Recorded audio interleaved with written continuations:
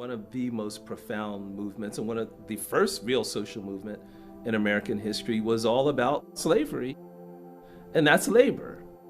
And it was about creating a different kind of democracy, different kind of way of thinking about the economy. And I think these battles aren't over. The African American portion of American wealth as a whole is 3% today. And the last time it was 3% was in 1868, 3 years after slavery.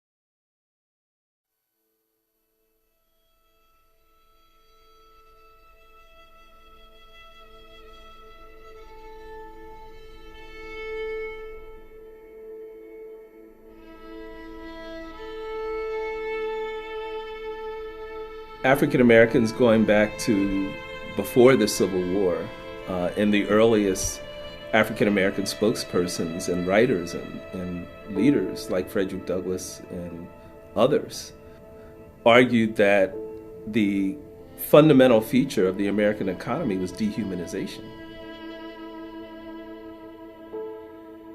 And they also argued that you can't have a democratic constitution and an economic system that degrades and exploits people.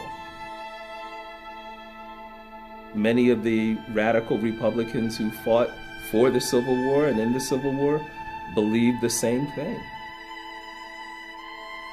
I think the true intent of the 13th Amendment wasn't just to eliminate chattel slavery, it was to eliminate all forms of economic oppression and create what we would now call living wages for everybody. I think that was the true intent. But these things were overthrown. After the Civil War, there was a counter-revolution, Lincoln's assassination, the destruction of Reconstruction. We got segregation, which wasn't just about making white people feel superior, it was about a cheap labor force, which persisted. The 1963 March on Washington, where everyone sees Martin Luther King's I Have a Dream speech. Well, King wasn't head of that march. A. Philip Randolph was, the first black trade union president. The demand of the march was for jobs and freedom. Jobs came even before freedom.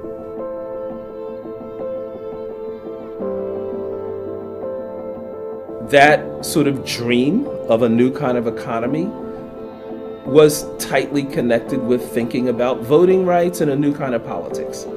And when African Americans said we refuse to work as basically semi-slave laborers with no rights and no voting rights and no protections, and my generation said we're not going to do that work that our parents did, then employers started bringing undocumented immigrants into the country to work with no rights and no protections. And when the government said, well, what are we going to do with all these young folks like me who don't want to do this kind of semi-slave work? They didn't reform the economy. They said, let's lock them up. And we got mass incarceration.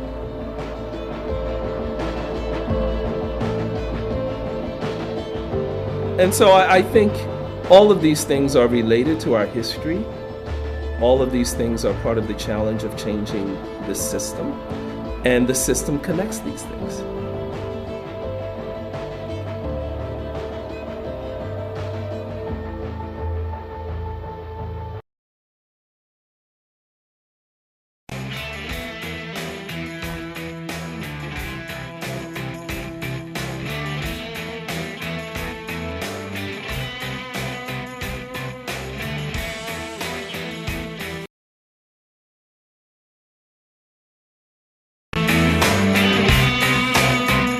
And hello, and welcome. Welcome to the Bill Press Show on this Tuesday, February 16, with a lot going on, lots you're going to want to talk about. So get ready to give us a call at 866-55-PRESS, and send us your comments on Twitter at BP Show and on Facebook at facebook.com/Bill Press Show. Welcome to the Bill Press Show here in our new studio, brand new studio on Capitol Hill in Washington, D.C. In South Carolina, can it get any uglier? Man, it is hard to say. That Donald Trump yesterday lashing out again at Ted Cruz, saying in his entire life, and he's met a lot of them, he has never met a bigger liar than Ted Cruz. Lies all the time, Donald Trump says. And he now has, he said, no choice but to sue Ted Cruz over his eligibility to run for president since he was born in Canada. Don't know whether he'll actually do that or not, but that's what he is threatening to do. Meanwhile, little Jebby Bush tried to get above the fray yesterday by welcoming Big Brother George and former First Lady Laura Bush to South Carolina. They campaigned in front of a big crowd last night in South Carolina with Jeb Bush and the whole family behind little Jeb. Bernie Sanders, meanwhile, in Michigan with a huge crowd last night, and Hillary Clinton is still campaigning in Nevada, where the Democratic caucus, as we soon forget about that, will be held this Saturday. And with very few polls being taken in Nevada, it is really too close to call, but the caucus system and same-day registration certainly favors Bernie Sanders. People are now saying Bernie Sanders could actually beat Hillary Clinton also in Nevada.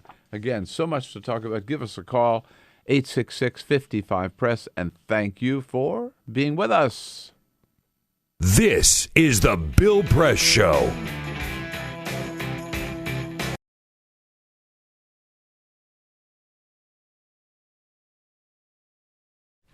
"21.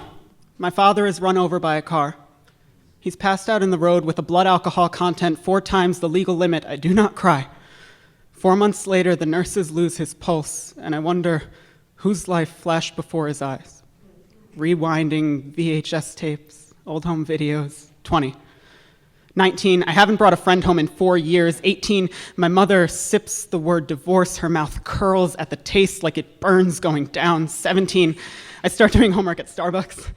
I have more meaningful conversations with the barista than with my family. 16. I wait for Christmas Eve. My brother and I usually exchange gifts to one another early. This year, he and my father exchange blows. My mother doesn't go to Mass. 15, I come up with the theory that my father started drinking again because maybe he found out I'm gay. Like, if he could make everything else blurry, maybe somehow I'd look straight. 15. My mother cleans up his vomit in the middle of the night and cooks breakfast in the morning like she hasn't lost her appetite. 15. I blame myself. 15. My brother blames everyone else. 15. My mother blames the dog. 15. Super Bowl Sunday, my father bursts through the door like an avalanche, picking up speed and debris as he falls. Banisters, coffee tables, picture frames, tumbling, stumbling. I find his AA chip on the kitchen counter. 14. My father's been sober for 10, maybe 11 years. I just know we don't even think about it anymore. 13. 12. 11, Mom tells me Daddy's meetings are for AA. She asks if I know what that means. I don't. I nod anyway. 10. My parents never drink wine at family gatherings. All my other aunts and uncles do. I get distracted by the TV and forget to ask why. 9. 8. 7. 6. I want to be Spider-Man. Or my dad. They're kind of the same. 5. 4. 3. I have a nightmare. The recurring one about Ursula from The Little Mermaid. So I get up. I waddle toward Mommy and Daddy's room, blankie in hand. I pause. Daddy's standing in his underwear, silhouetted by a refrigerator light. He raises a bottle to his lips. 2. 1. 0.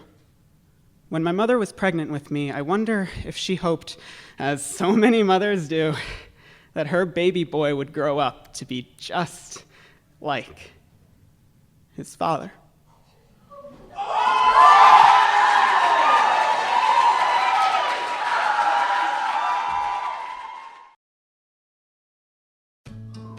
You wouldn't let money just blow out of your house. So when your AC or heater is on, make sure the doors, windows, and fireplace flue are shut tight. If you're headed out, turn down the AC or lower the heat by 10 degrees. And always keep your water heater set at 120. A little bit of common sense goes a long way. Get more great tips at energysaver.gov. So, I'm kind of new here, but I've noticed a trend. My human does this funny thing where she goes around and gets all my toys, and then she hides them in that basket by the door. But it's always the same basket, and it's always in the same place. And then she acts so surprised when I find them, but, she's putting them in the same basket. Again. It's like, hello, that's where you put it last time. You were the worst at hide and go seek.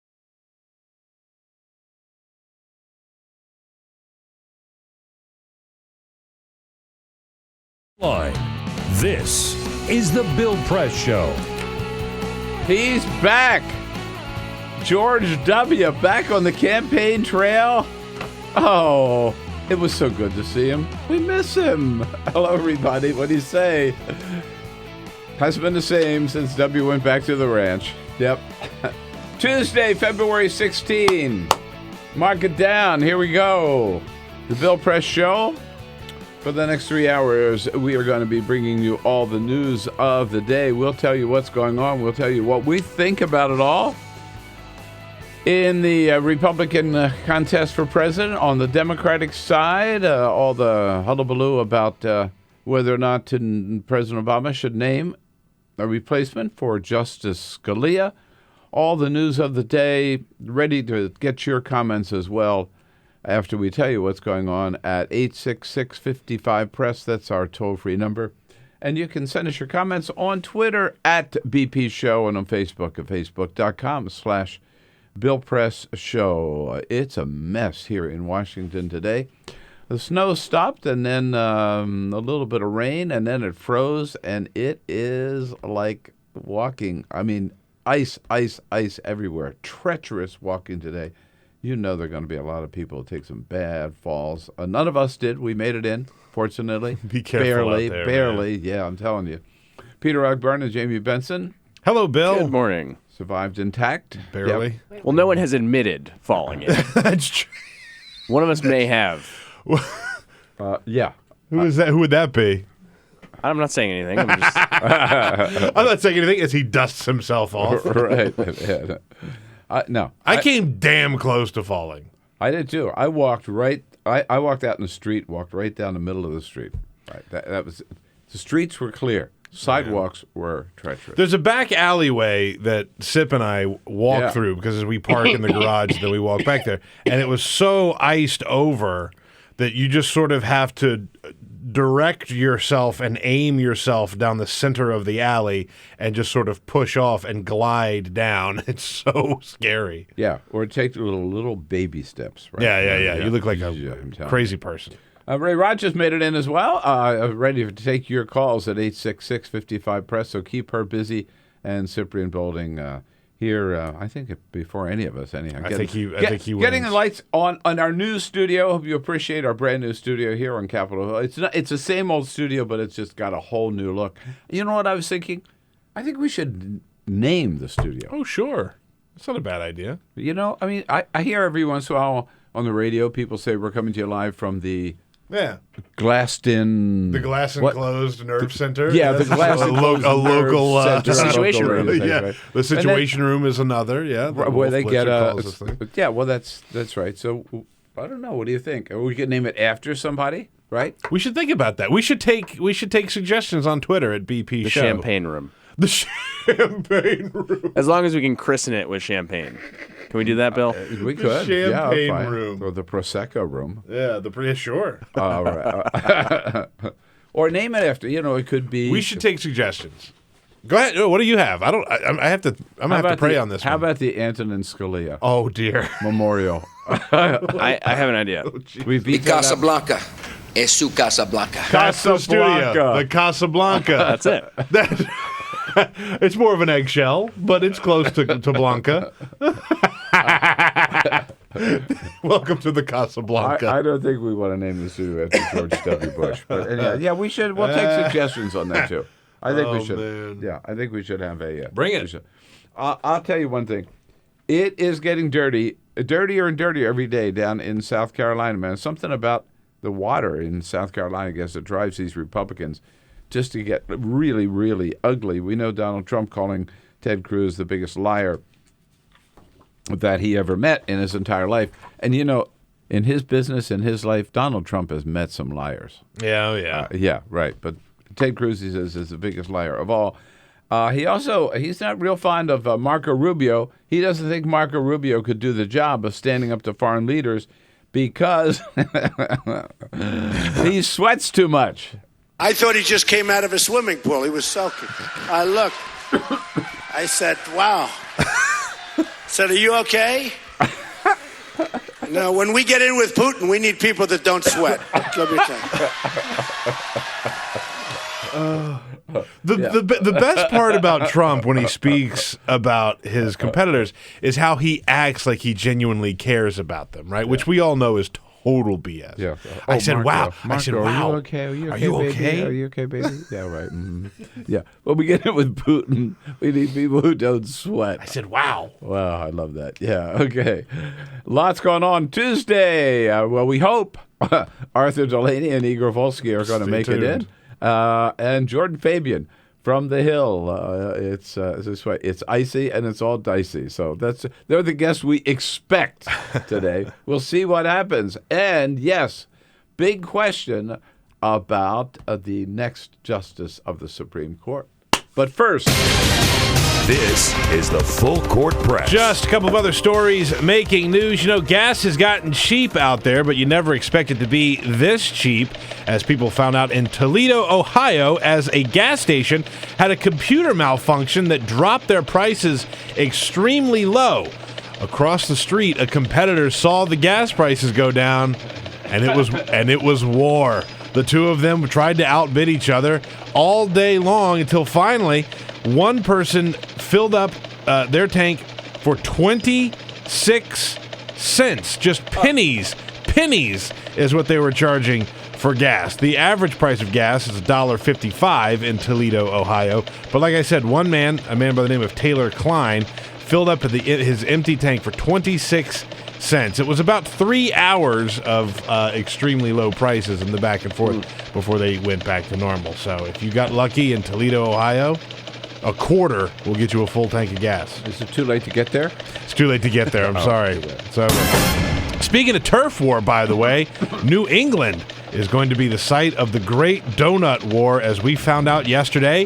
The Krispy Kreme is going to be going into New England. 7 new Krispy Kreme stores will be going into Dunkin' Donut territory, right? Dunkin' Donut owns the whole New England area. Krispy Kreme will open 4 shops in New Hampshire and 3 in Maine over the next couple of years. And there we will have the Great Donut War ignited. Yeah, but wait till District Donut hits there.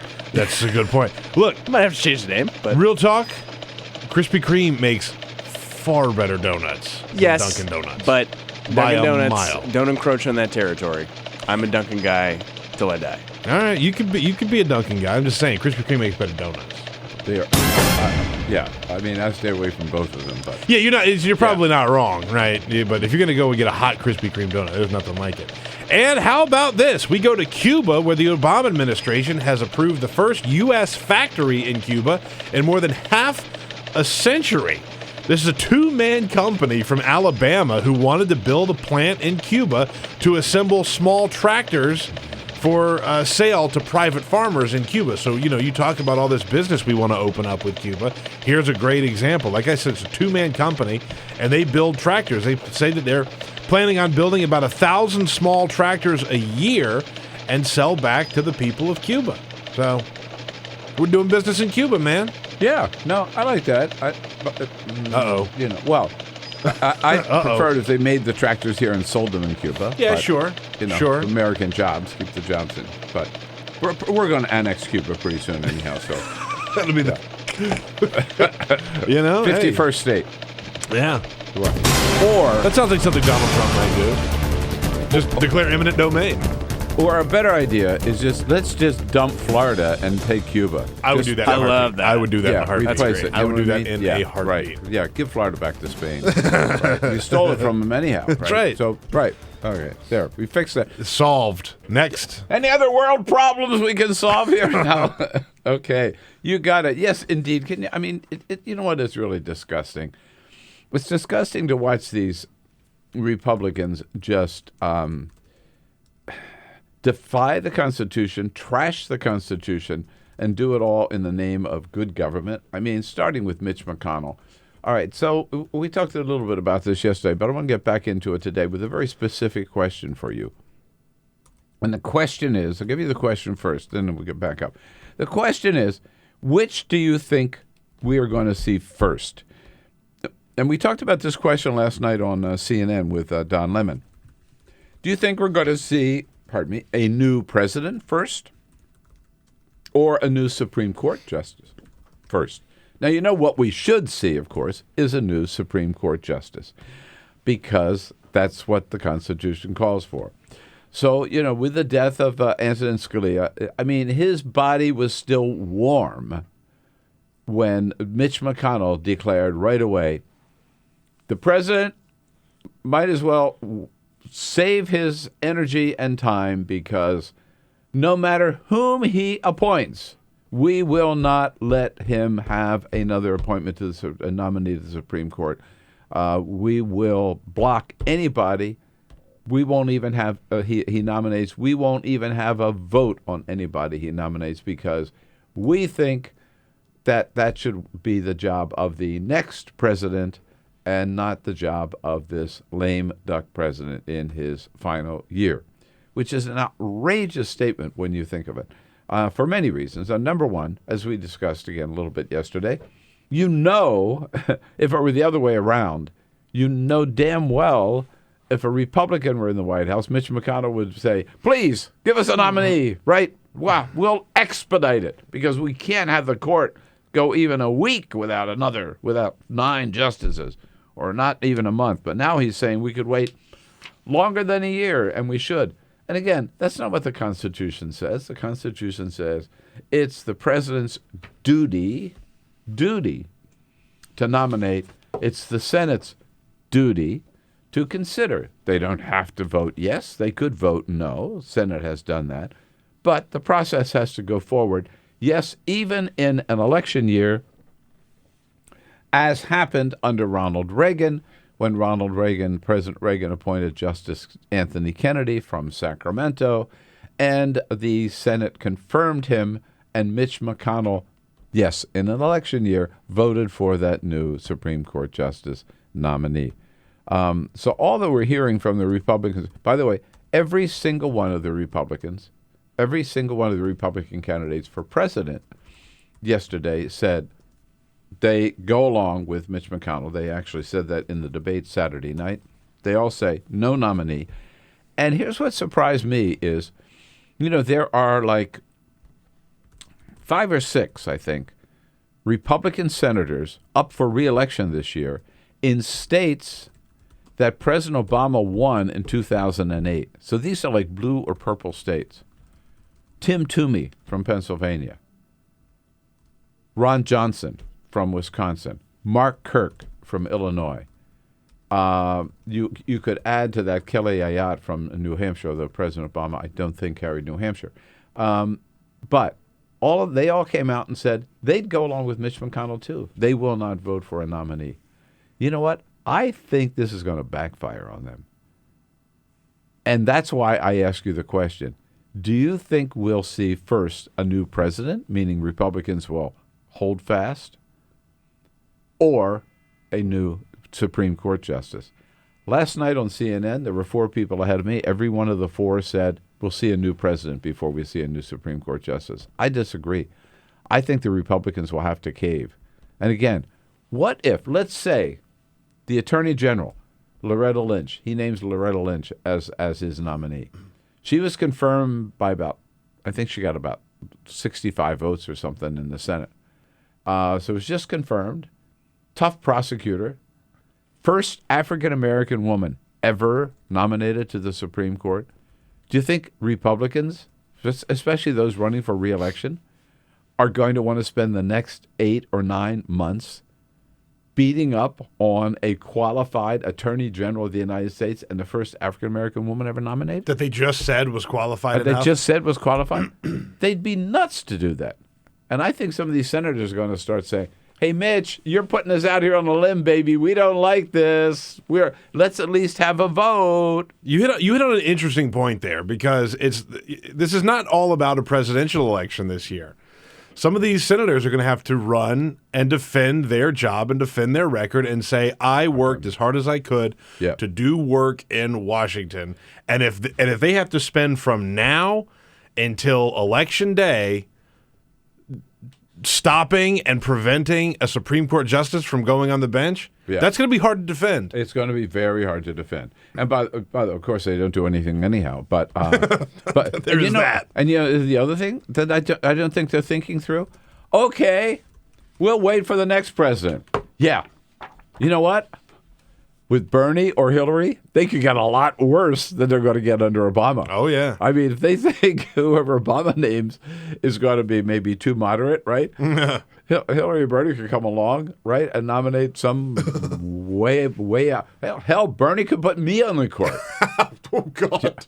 Oh, God. You don't have to be an attorney to be on the court. So what do you think? I think, I don't care, all this bluster, all this talk, I believe that they will cave. They will have to cave, because they'll also see that if this is still pending, the Democratic base is going to go nuts. People will turn out to make sure we get a Democrat in the White House, and more people will turn out than ever before to make sure that we get Democrats back in control of the Senate. You tell me, which we're going to see first, new president or new Supreme Court Justice? 866-55-PRESS. Follow us on Twitter @BP Show. This is The Bill Press Show.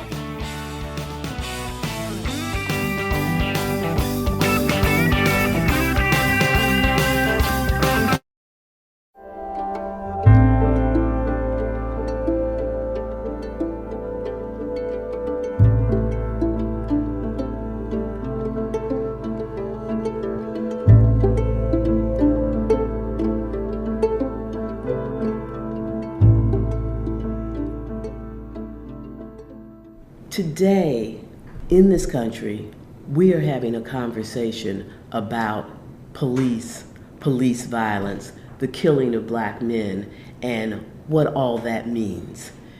It is sad that this is happening and that every day there's a new incident to cause us to keep thinking about it and talking about it.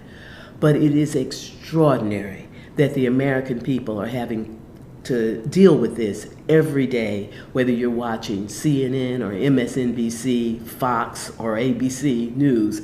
All the news channels are talking about police violence and what does that mean against black people. Many people probably look at that, certainly have looked at it in the past, and they have said that these poor black men are doing bad things, and that's why they are ending up in confrontations with police without any understanding of their lives of these poor black young men. Part of what has been going on for decades is that poor black people live in communities that suffer from hyper surveillance of the police. Their police are more likely to be in their communities. The police are more likely to arrest them. The police are more likely to stop them even if they're not doing anything. And that is what is so hard for the American people to believe, that you would get stopped and searched and arrested by the police and not doing anything. But this is starting to come out as people are telling the stories over and over again. But this has been the condition, this hyper surveillance by police, making it more likely for people to get a record, to be known by the police, and then once they get in the system, it is almost impossible to get out because of the whole system of being on parole and missing an appointment or fraternizing with a person who has a criminal record, getting you right back in the jail, and then going back again and again and again. This is coming to be seen by the American people in a way that it has never been seen before. But why are people in these communities in the first place? That's getting peeled away. People are there because of housing discrimination. They are there because this is the only place where affordable housing can be found. They are there because that's where their families live, and people are drawn to being in communities where they are comfortable. The combination keeps people in these low-income communities where they are an easy target for hyper-surveillance and then everything that comes from it. And so as we think about these issues, we have to understand that while you as an individual in this society, as a white individual, you may not carry personal racism, but that does not keep the system from operating in a racist way.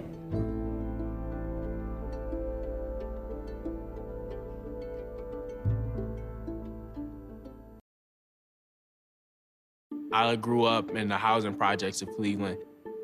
I didn't even know that life could be any better than it was. Education for me has been a way to get away from the agony of what was normal life. I want to be able to impact the community, not just look back on where I came from, but to reach back to where I came from and pull some people up with me. My name is David, and I am your dividend.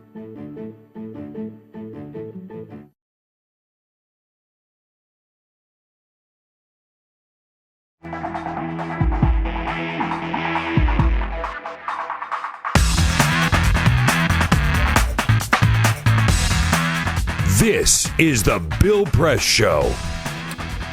Oh, yeah. Big battle now over whether or not there should be even a nomination, even confirmation hearings on a new Supreme Court justice. Think about it. This is only February 16.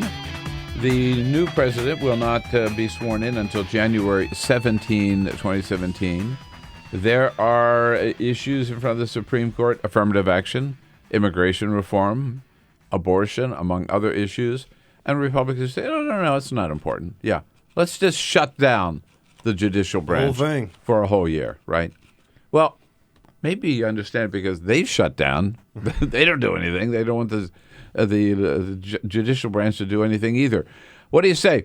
Who are we going to see first, new president or new Supreme Court Justice? John up in Highbridge, New Jersey. Hello, John. Good morning, Bill. Yeah. This is a no-brainer Supreme Court appointment. You can gridlock a judge. You can't gridlock the Supreme Court. And Antonin Scalia anointed us President George Bush and the Iraq War. Yeah, right. No, let's not forget that at all. But so do you think the Republicans will end up having to fold on this issue? I hope so. I mean, if I were the current administration in my progressive dream world, Elizabeth Warren is in the newspaper tomorrow. But oh, that's my something God. we used to read for the younger audiences out there. Yeah, newspapers, right? We used to get those at our door, right? For the younger people. But I didn't even thought Elizabeth Warren would be dynamite. The problem is President Obama would never appoint her, right? He didn't make her head of the Consumer Finance Protection Bureau when I think he should have. But, of course, the fact that he didn't means now she's a United States Senator. God bless America. I don't know. I still like Joe Biden or Loretta Lynch. I'll take either one. This is the Bill Press Show.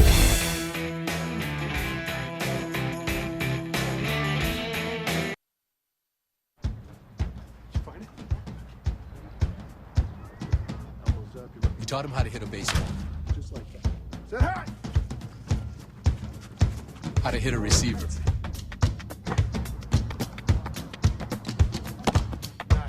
The strike zone. The net. You taught him how to hit the upper corner.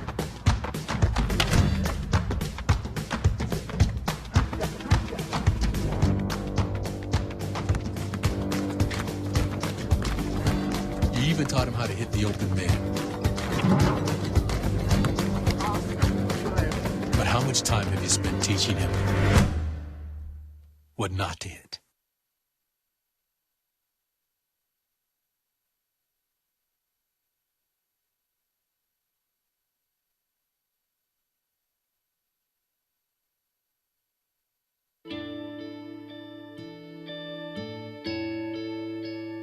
calls me googly eyes. And you know you're beautiful, right? You know that? Even you are beautiful.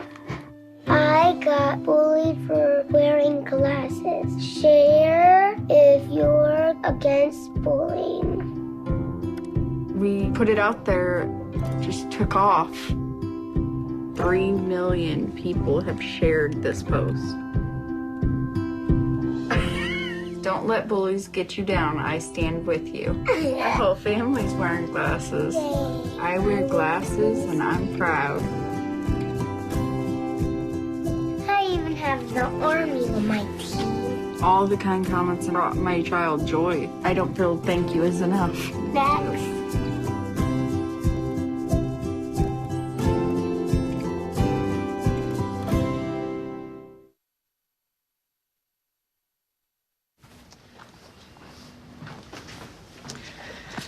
All right. I know this isn't any fun to talk about, but we should. Okay. So who's going to do what? I'll pack the dead batteries. Great. I'll only put what I don't need into a duffel bag. Perfect. That's totally unhelpful. No problem. Meanwhile, I will try to comfort everyone by speaking in a calm voice. And I'll try to get the generator going without any gas. Oh, let's not forget the cell phones, which probably won't work. Right. And who is going to handle supplies? I can forget to do a list for us. Thanks, pal. Well, I think we couldn't be any less prepared. I'm proud of you guys. Talk to your kids about who to call, where to meet, what to pack. Visit ready.gov/kids for tips and information.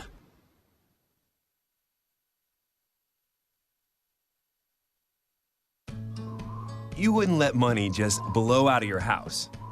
So when your AC or heater is on, make sure the doors, windows, and fireplace flue are shut tight. If you're headed out, turn down the AC or lower the heat by 10 degrees.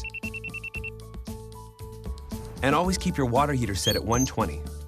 A little bit of common sense goes a long way. Get more great tips at energysaver.gov.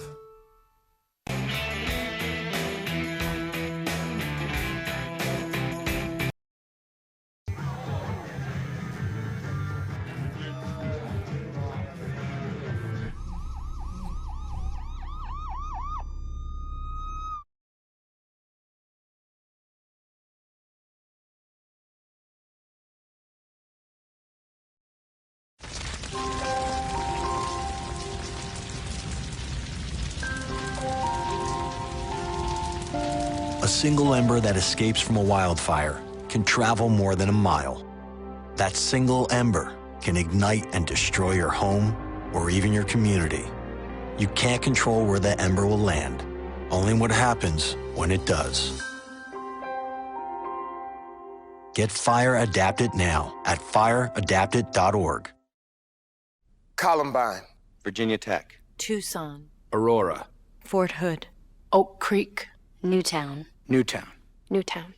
Newtown. How many more? How many more? How many more colleges? How many more classrooms? How many more movie theaters? How many more houses of faith? How many more shopping malls? How many more street corners? How many more? How many more? Enough. Enough. Enough. Enough. Demand a plan. Right now. As a mom. As a dad. As a friend. As a husband. As a wife. As an American. As an American. As an American. As a human being. For the children of Sandy Hook. Demand a plan. No more lists of names. It's not too soon. It's too late. Now is the time. Before we all know someone who loved someone on that list. No more lists. No more. Who they might have been. No more. If we had just done something yesterday. It's time. We can do better than this. We can do better than this. It's time. It's time. It's time for our leaders to act. Demand a plan. Right now. Right now. You! Demand it! Enough. Enough. Enough. Enough.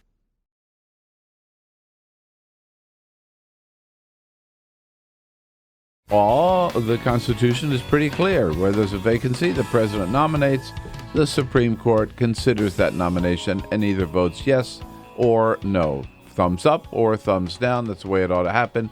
Anytime there's a vacancy, even during an election year, which has always been the case with Democratic or Republican presidents in the past. But now Mitch McConnell wants to make an exception, rewrite the Constitution, and say, well, the president can do that, but not in an election year, not in his or her last year. And what surprises me, and I think they'll change, is that some of these senators, Republicans who are up for re-election, say, that's what we want too. We don't want any nominee this year. We want the next president, by the way, who could be Hillary or Bernie, the next president. Are they really thinking this through? The next president, they say, to make the nomination. Ron Johnson of Wisconsin has come out with that statement. Kelly Ayotte from New Hampshire. Pat Toomey from Pennsylvania. Even Rob Portman from Ohio. Only Mark Kirk of Illinois so far has said he's not sure. I think Mark Kirk, smarter than the rest, sees that this could be a real problem, because if the Senate does dig in its heels this way, I'm telling you, the Democratic Party, the Democratic base will be revved up like they never have before to make sure that Democrats get back control of the Senate and hold on to the White House. Which do you think we'll see first? New president or new Supreme Court justice? Diane, calling from St. Louis, Missouri. Hello, Diane. Hello, Diane. Yes? No? Okay. Yes? No? Right. Diane. There you go. Hi, Diane. Hi. Hi. Can you hear me? Now we got you right. So what do you think? Well, I think that if you look at what the Republicans did in 2013, they shut down the government, which was stupid. Right. Yep. And because of 2014, they figured they might have gotten away with it. So I think they'll say no, which to their peril. I mean, clearly. I believe so. I mean, I don't think the American people want to see this naked partisanship over a Supreme Court nomination, right? No, I mean, and there are cases that, they're just going to be up in the air. Some of them will go the Democrats' way. Some of them will go the Republicans' way. But you can't have a 4-4 tie. And I don't think, you're right. They were willing to shut down the entire government. But in this case, the Republicans alone would be shutting down the judicial branch of the government. Right. They can't even pin it on anybody else. I mean, it's so transparent that the other thing is, I think that you should call your studio the press room. The press room. That's not bad. Right. The press box, the press room. Yeah, we got it. Well, there's the first suggestion today. You're welcome to join in if you got an idea as well. On Scalia and the Supreme Court, which we're going to see first. Thank you, Diane. Here's David from Detroit. What do you say? I think it'll be a Supreme Court justice, and I think what's going to happen is... I do too, yeah. I think like around the June recess or so, the president will try to appoint one via recess. So ultimately, the eight Supreme Court justices will be deciding whom they want. Well, I hear you, but I don't even think the president's going to have to do a recess appointment. I'll bet you that enough Republicans are going to come to their senses and say, look, we have just given these guys an issue, something to run on like they have never had before. This has become the number one heated argument for us right here as we're trying to run for re-election. Let's get rid of this. Let's just have a hearing, even if we vote no, but let's not hold this up. Let's not shut down the judicial branch. We'll see how it plays out, but I think this is a strategy, and it won't be the first time that the Republicans have blustered and then ended up backing down. Arthur Delaney joining us in just a minute or so from Huffington Post. Let's take a quick break. We'll be back with Arthur Delaney here on the Bill Press Show this Tuesday, February 16. Connect with the Bill Press Show on Twitter. Follow us at BP Show and tweet using the hashtag WatchingBP. This is the Bill Press Show.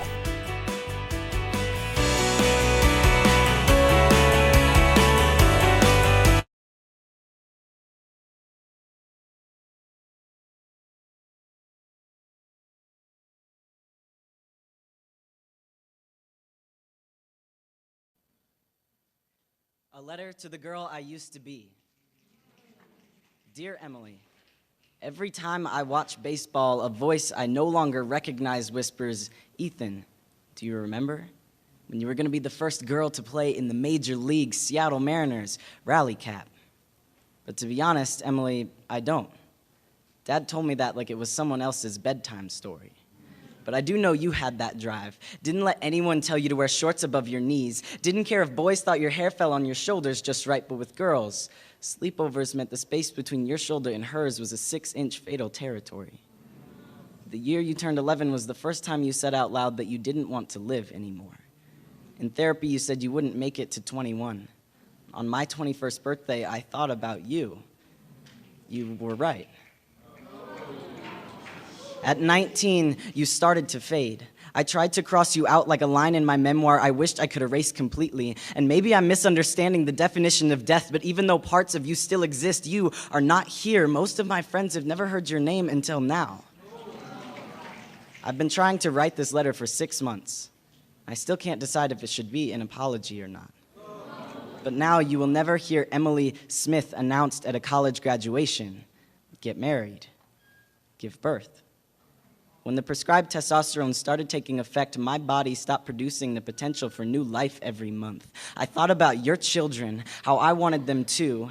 I let a doctor remove your breasts so that I could stand up straighter. Now, even if I somehow had those children, I wouldn't be able to nourish them. My body is obsolete, scarred cosmetic, but never C-section. I was 4 days late. They will never be grandparents. I was 1 week late. They will never hold their lover's sleeping figure. I was 11 days late. They will never breathe in a sunset and a sunrise in the same night. I was 2 weeks late. They will never learn to jump rope. I was 3 weeks late. They will never shout, "Watch, Mommy, watch me on the slide." I was 2 months late. A piece of us will never wrap their arms around our leg for comfort, but just to keep them from falling down.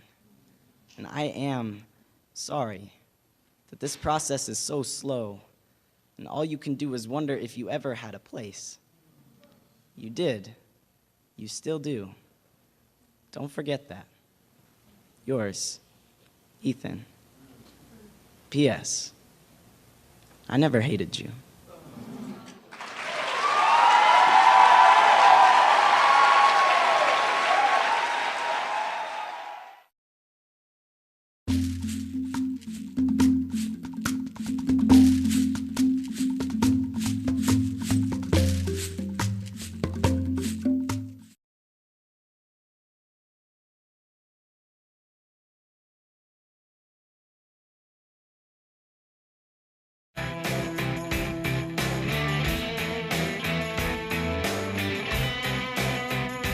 And online on TawkrTV. This is the Bill Press Show.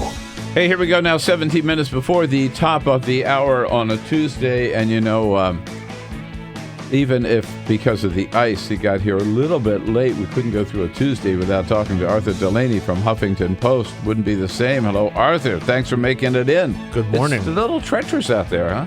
Oh, the sidewalks are murder. Yeah, right. And everyone's car is coated in ice. What's funny is the streets. I got in a cab last night to go to CNN, or they sent a town car, whatever.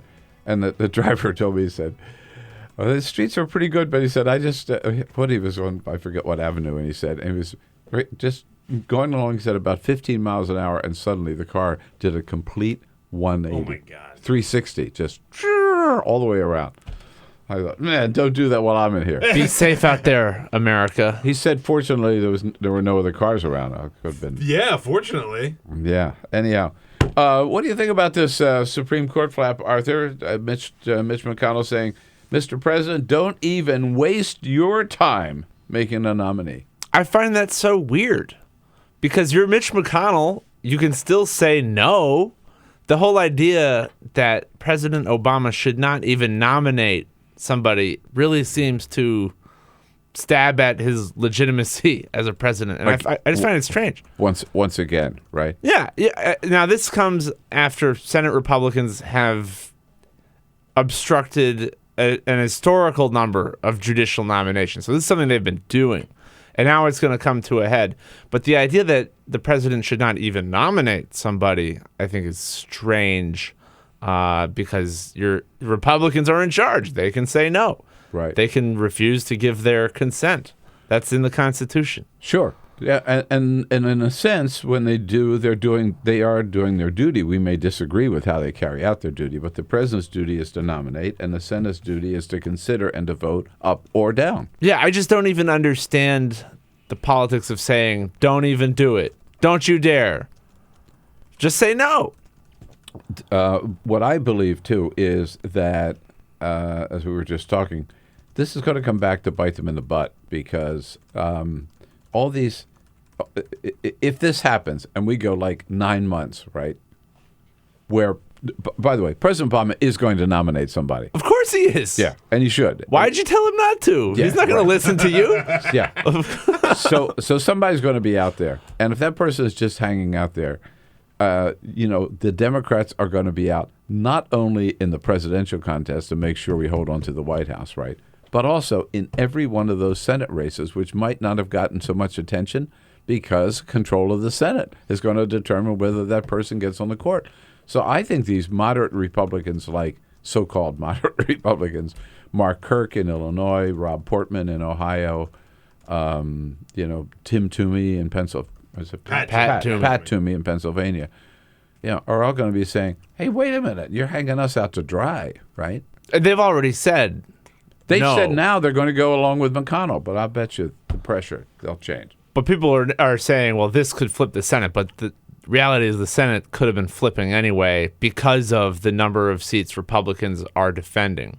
The opposite situation from 2014 when Democrats had all these seats up and lost control of the Senate. The other thing is that they say, well, the people should be involved in this decision. We want the people to vote as to who fills this nomination. So the president can't do it before the people vote. You know what? The people did. We did vote. We voted in 2008 for the next 8 years to have this guy, Barack Obama, fill any vacancies on the Supreme Court, right? It's just too far out for that.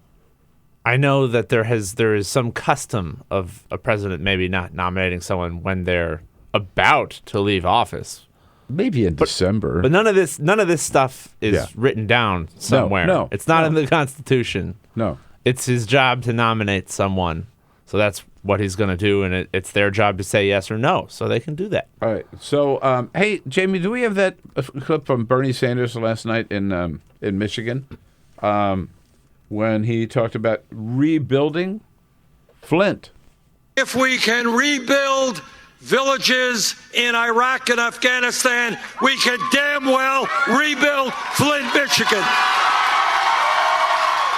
His first trip to Michigan, 9,000 people turning out last night for Senator Sanders. What's the latest from on Flint? Well, you're our Flint guy. You know what I mean? There's still waiting for the water to be deemed safe to drink.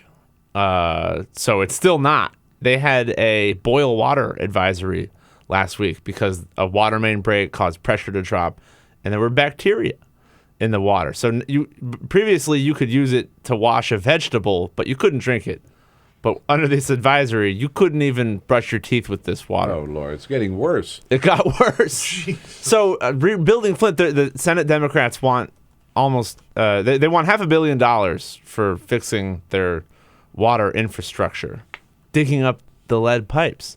And I just find it incredible that people can talk about the need to do that in Flint and not do it everywhere. It's strange that national policy is to leave poison pipes in the ground and use them to deliver water to people. I just find it we're missing a huge moment where we could take out these stupid pipes that shouldn't have been put in because we already knew that it was stupid, but we did it anyway, and we will only do it in Flint, even though this could happen anywhere. Right. I don't know whether we talked about this last week, but now that I am the newest contributor to CNN, there's going to be a Democratic debate in Flint, Michigan. That's right. And so we had a meeting at CNN last week, and we were those of us who probably will be there to do analysis or commentary around this debate. we were reassured by the powers that be at CNN that they were going to provide us all with safe drinking water. Bottled and brought in. They bottled water with a little Democratic seal on it. Yeah. No, the I Flint think debate. It'll have Wolf Blitzer's picture on it or something. I don't know, but I mean, they said, don't worry, you're not going to have to drink the water. You go there. We're going to provide water for everybody. You got to have water, Bill. But I mean, I don't know about showers or all that whatever stuff. We'll see. The famed pediatrician who helped blow the whistle on this was in Washington last week, and she told Congress from Virginia, correct? No, she's from Michigan, and she said we actually don't know what's going on with the showers. They say it's safe, but people who take showers are having these rashes still. Would you trust them if they said it was safe? So, Absolutely not. Bill, you're going to do some reporting. I can't wait to find out. Or maybe I just won't take a shower the whole time I'm there. Interesting. Could be that too. Or drive to Detroit and take a shower. And I mean, that is the kind of thing that people in Flint are doing, taking these long drives to a relative's house outside of city limits just to take a shower, showering only a few times a week. It's incredible how not having water, you take water for granted. Yeah. And when you don't have it, all kinds of basic life functions become turn on the tap, bizarre. Hot or cold, and if it's we do. We take it all for granted. All right, food stamp drug testing. We've talked about this before. It is back. Yeah. I'm surprised that this could be a thing, but it could be a thing. Congressman Robert Aderholt of Alabama, who sits on an appropriations committee that oversees food stamps. So this is not a backbencher like it sometimes is. Say, I want drug testing. A potential serious push for this. This is sort of an issue that Republicans cannot let go of. Well, what could be interesting about this is the rise in attention paid to a heroin epidemic. And the context of this isn't tough on crime politics necessarily, but there could be this more compassionate tinge to it with concern for people on heroin. Except these tests basically catch pot because they'll catch you for smoking weed if you've done it potentially like within the last several weeks. All the other drugs they can detect in like a day. So if you've smoked marijuana like a week ago, that could trigger this positive test result. So it's just weird. It's just weird that it's. But what I never get is why do they connect, right, drug abuse with food stamps? Right. They're saying if you have money for drugs, you shouldn't need assistance to buy food. That's it. That's the whole argument. So, but food stamps. The reason it's important with food stamps is it's the biggest program. It's one of the nation's largest anti-poverty programs, next to like Medicaid. So it's a huge number of people, 45 million Americans. So therefore, it's a target. It's a big target. So this guy has introduced a bill, actually, that right, and the other Republicans who are in charge of food stamps haven't said no. We reject this. We'll look at this. It could become a thing. Right. And more serious than what we've talked about in the past has been like one governor or one state was considering this, right? Yes, Scott Walker tried to run for president on doing this, and it was no match for Donald Trump. But this would be nationwide. It's a thing that does not go away, drug testing. Isn't it funny to hear the name Scott Walker? It really is. Ha-ha. Meaning that a year ago, we all thought Scott Walker was going to be the nominee for president, right? And he was the first one to drop out. Amazing. All right. Arthur, thanks for making it in, man. All right. Thank you for having me. You got it. We'll be back and wrap things up. On your radio, on TV, and online. This is The Bill Press Show.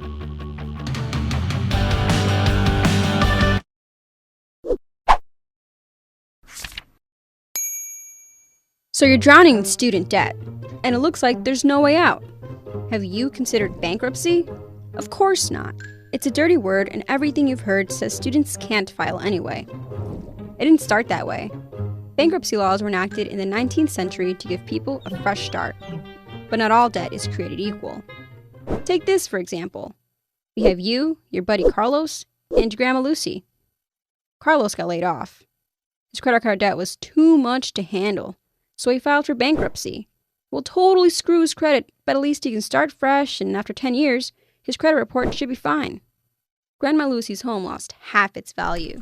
Now her mortgage isn't worth paying back. She says F it and decides to file for bankruptcy too. Then there's you. You didn't land that dream job, you're struggling to make ends meet, but the interest just keeps piling up. With a broken heart, you've written off the possibility of buying a home, having kids, and getting married because, hello, who wants to deal with your crazy baggage? But in reality, you want those things, and your education was supposed to get you there. Now you need a fresh start, just what bankruptcy was intended for.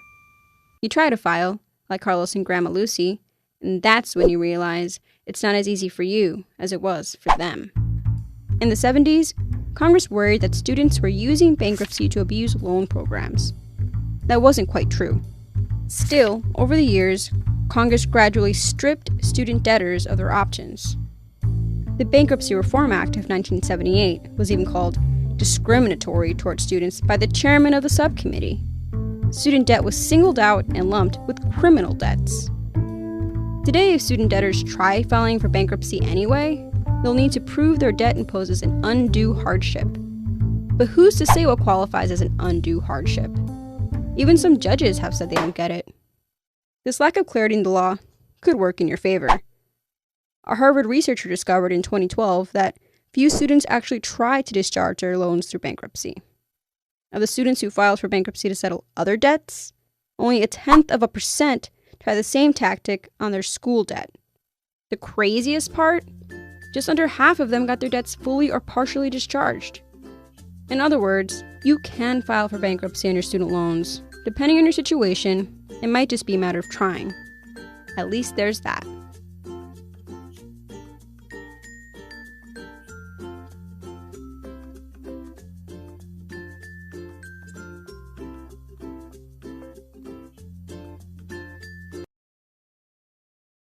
The average text takes your eyes off the road for nearly 5 seconds. At highway speeds, that's enough time to travel the length of a football field. Stop the texts, stop the wrecks.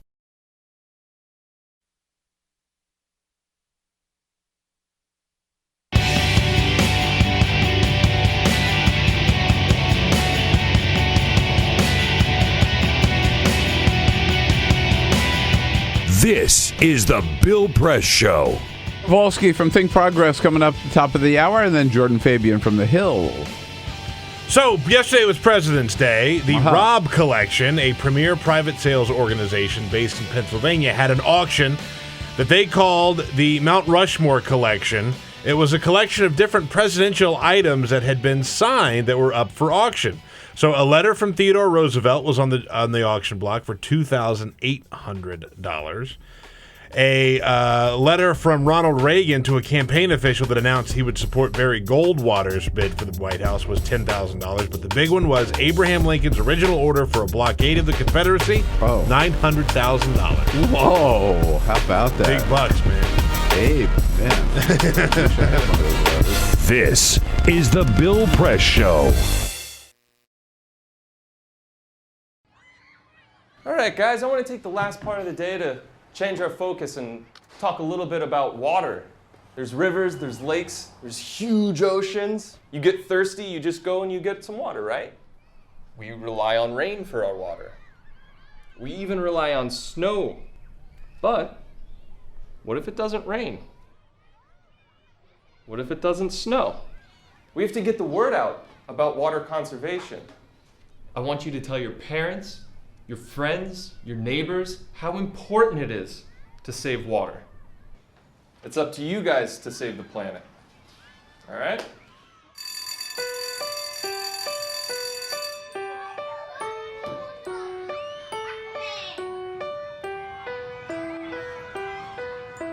What if it doesn't rain? What if it doesn't snow? We have to get the word out about water conservation. It's up to you guys to save the planet.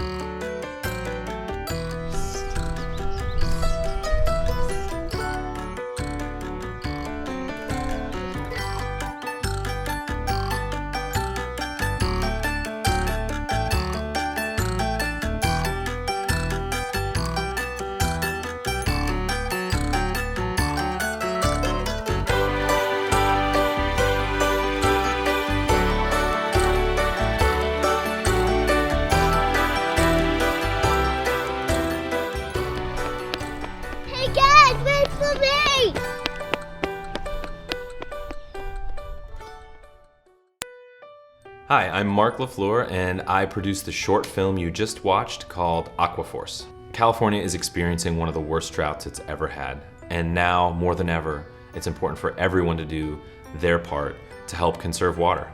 The reason I made this film is because I wanted to make something fun and informative that would get people talking about the California drought.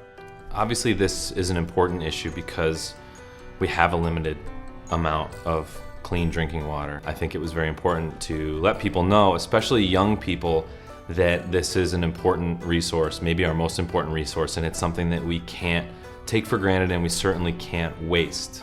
I really wanted this to be something that children would respond to. The kind of thing that any kid anywhere in the world, no matter what language they speak, could understand the story and be entertained by it and leave it knowing that this is something important, that if they didn't already know about this, that it's now going to be a part of the way that they think about water, the way that they live life, and that it's something that they'll share with their friends. The fact that they watch this video once or twice and they immediately understand that water is important, that's it. That was the whole point of this thing, to get it into the conversation, to make it something that kids are thinking about, talking about, that they're aware of, and that they know is important. This project was self-funded, so we relied on the support of our community to make it happen. It was pretty amazing to just have our neighbors, our friends, and our coworkers come together and volunteer their time and their homes and their kids to make this thing happen. Thanks for checking out the video. Keep the Aquaforce going, and thanks for watching Free Speech TV.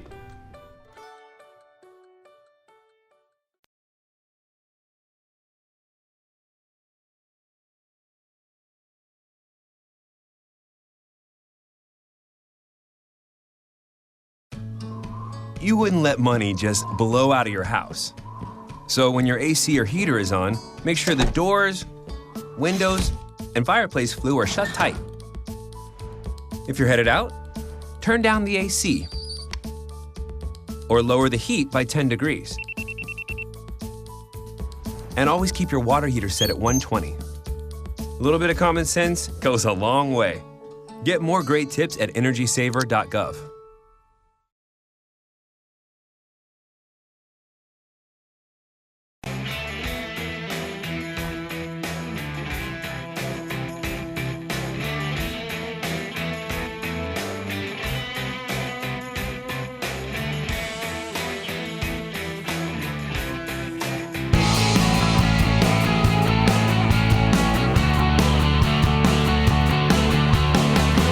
Broadcasting around the nation, on your radio, on your TV, and online. This is the Bill Press Show. President Obama says he will nominate someone to fill the vacancy on the Supreme Court. Mitch McConnell says you're wasting your time. Well, that battle's going to be with us for the next 10 months. Hello, everybody. What do you say? It is the Bill Press Show on a Tuesday, February 16, coming to you live from Washington, D.C. and our brand new studio right here on Capitol Hill. So exciting. Good to see you today, and thank you so much for joining in. We really want to hear from you on your take on this big battle of the Supreme Court, or perhaps what's happening in the caucuses out in Nevada on Saturday for the Democrats, or the Republican primary in South Carolina this Saturday as well. Big weekend coming up with a town hall tomorrow night and Thursday night, 2 town halls back to back on CNN. And isn't there's another debate this week? No, I don't think there's another debate. Two town halls. And that's the 25th is the next date. Is it? Yeah, February Maybe 25th out in Houston, Texas. All right, there we go. It's hard to keep up with. It's really hard to keep up. Even with Igor Volsky, it's hard to keep up. But we couldn't do it without him. Igor Volsky from Think Progress. Hello, Igor. Nice to see you. Good morning, as well. Bill. I'm Prince loving Igor. these new digs, by the way. Don't you like it? Right. I just, so you know, I did not watch yesterday because I wanted to be surprised by the studio. Oh, And I okay. had a great HGTV reveal moment as I came in. And it was all very worth it. Isn't it? Because Isn't it's it great? just really tremendous. So we've decided this morning that we need a name for the new studio. So Yes. you don't have to do it on the Are spot. you, can think saying about you it. should name it after me? That's one possibility. It could be that is a good idea. Yeah, we talked about that. The Igor. The Prince Igor. Yeah. Prince Igor. The Prince Igor studio. I like it. We've gotten a couple online, by the way. Oh, okay. Diane, remember, called in. Diane said the press room. Press room. Oh, We the also press got the room is press good. box on Twitter, the press box. good. Do you know when I was in high school, I wrote a column for my high school newspaper called The Press Box. Did you? Oh. He's been getting mileage off of that since high school, this guy. Jessica weighs in, says we should name it the Congressional All-Star Arena, a.k.a. the Casa. Right? Gets back to our Ooh. Casablanca. Oh, yeah. The And someone else said we Casablanca. should call it the Remorse Room. After your book, Buyer's Remorse, the Remorse Room. Oh, yes. I like that. Uh-huh. Always full And of you're not remorse. allowed in unless you buy a copy. That's right. That's right. Oh, my God. Yeah. How about that? So there you go. Lots going on. Don't forget, you can give us a call at 866-55-PRESS at any time. Lots to talk about today. And send us your comments on Twitter at BP Show or on Facebook at facebook.com/Bill Press Show. You know, what we really should do is like a baseball stadium. We should get a corporate sponsor. Oh, yeah, totally. Then this could be like, the AT&T room or Yeah. the Bud room, right? The Bill Press Show broadcasting live from the Exxon radio studios. By the way, How about the Chobani room? There you go. Oh, there you go. As long as we get Lifetime free supply. Chobani. Yeah. Oh, no, we have to get free Chobani. Oh, or yeah. like Honest Tea. Yeah. Right? Honest With Tea. like a we little could- fridge of... I'm talking yeah. crates of that. Yeah. Yeah. Yeah. Keep right. it coming. I love Okay. that. By the way, idea. now that Jamie, by the way, whose idea was it to give Jamie his own camera? It's the last I don't thing know this what guy happened. needs. I don't know what happened. First of all, wait. did you not know that Jamie already gets like hordes of emails Well, in that from spirit, from I have a thirsty Twitter. viewers? I have a Twitter follower saying, "Tell Jamie I say what's up." There you That's go. my friend Bryce. Oh, okay. Well, there you go. Jamie gets emails from single folks looking to. Yeah, so I We're gonna meet hear. up. Yeah, I just want to point out we did it's not. only going to get worse. Igor. Yes, Igor. We did not provide that camera for Jamie. Oh, he brought it from home. He brought it from brought home. it from home. And Well, that makes installed a it lot of himself. sense. Yeah. Right. I don't know how I got there. So Igor here with us for the first All half hour. kinds of shows going on in this studio. Jordan Fabian from The Hill covers the White House for The Hill. Will be joining us at the half, and Jay Newton Small will be here as a friend of Bill from Time Magazine for the next hour. But first, we'll let Peter do his thing. This is the Full Court Press. Just a couple of other stories making news. It's morning again in America is the way that the new ad for Marco Rubio starts. New ad for Marco Rubio is sort of a riff on the classic Ronald Reagan ad. What are you doing? No, just go ahead. What is he doing? I don't know. He just like in the middle of it, he just goes, "Oh, I forgot something." Okay, all right. I got confused. I got it. Yeah. All right. Marco Rubio's latest ad is sort of a riff on the Ronald Reagan Morning Again in America ad, except here's the problem. It opens up with footage of a boat sort of coming across what looks to be a river and a city in the background, except here's the problem. It's Vancouver.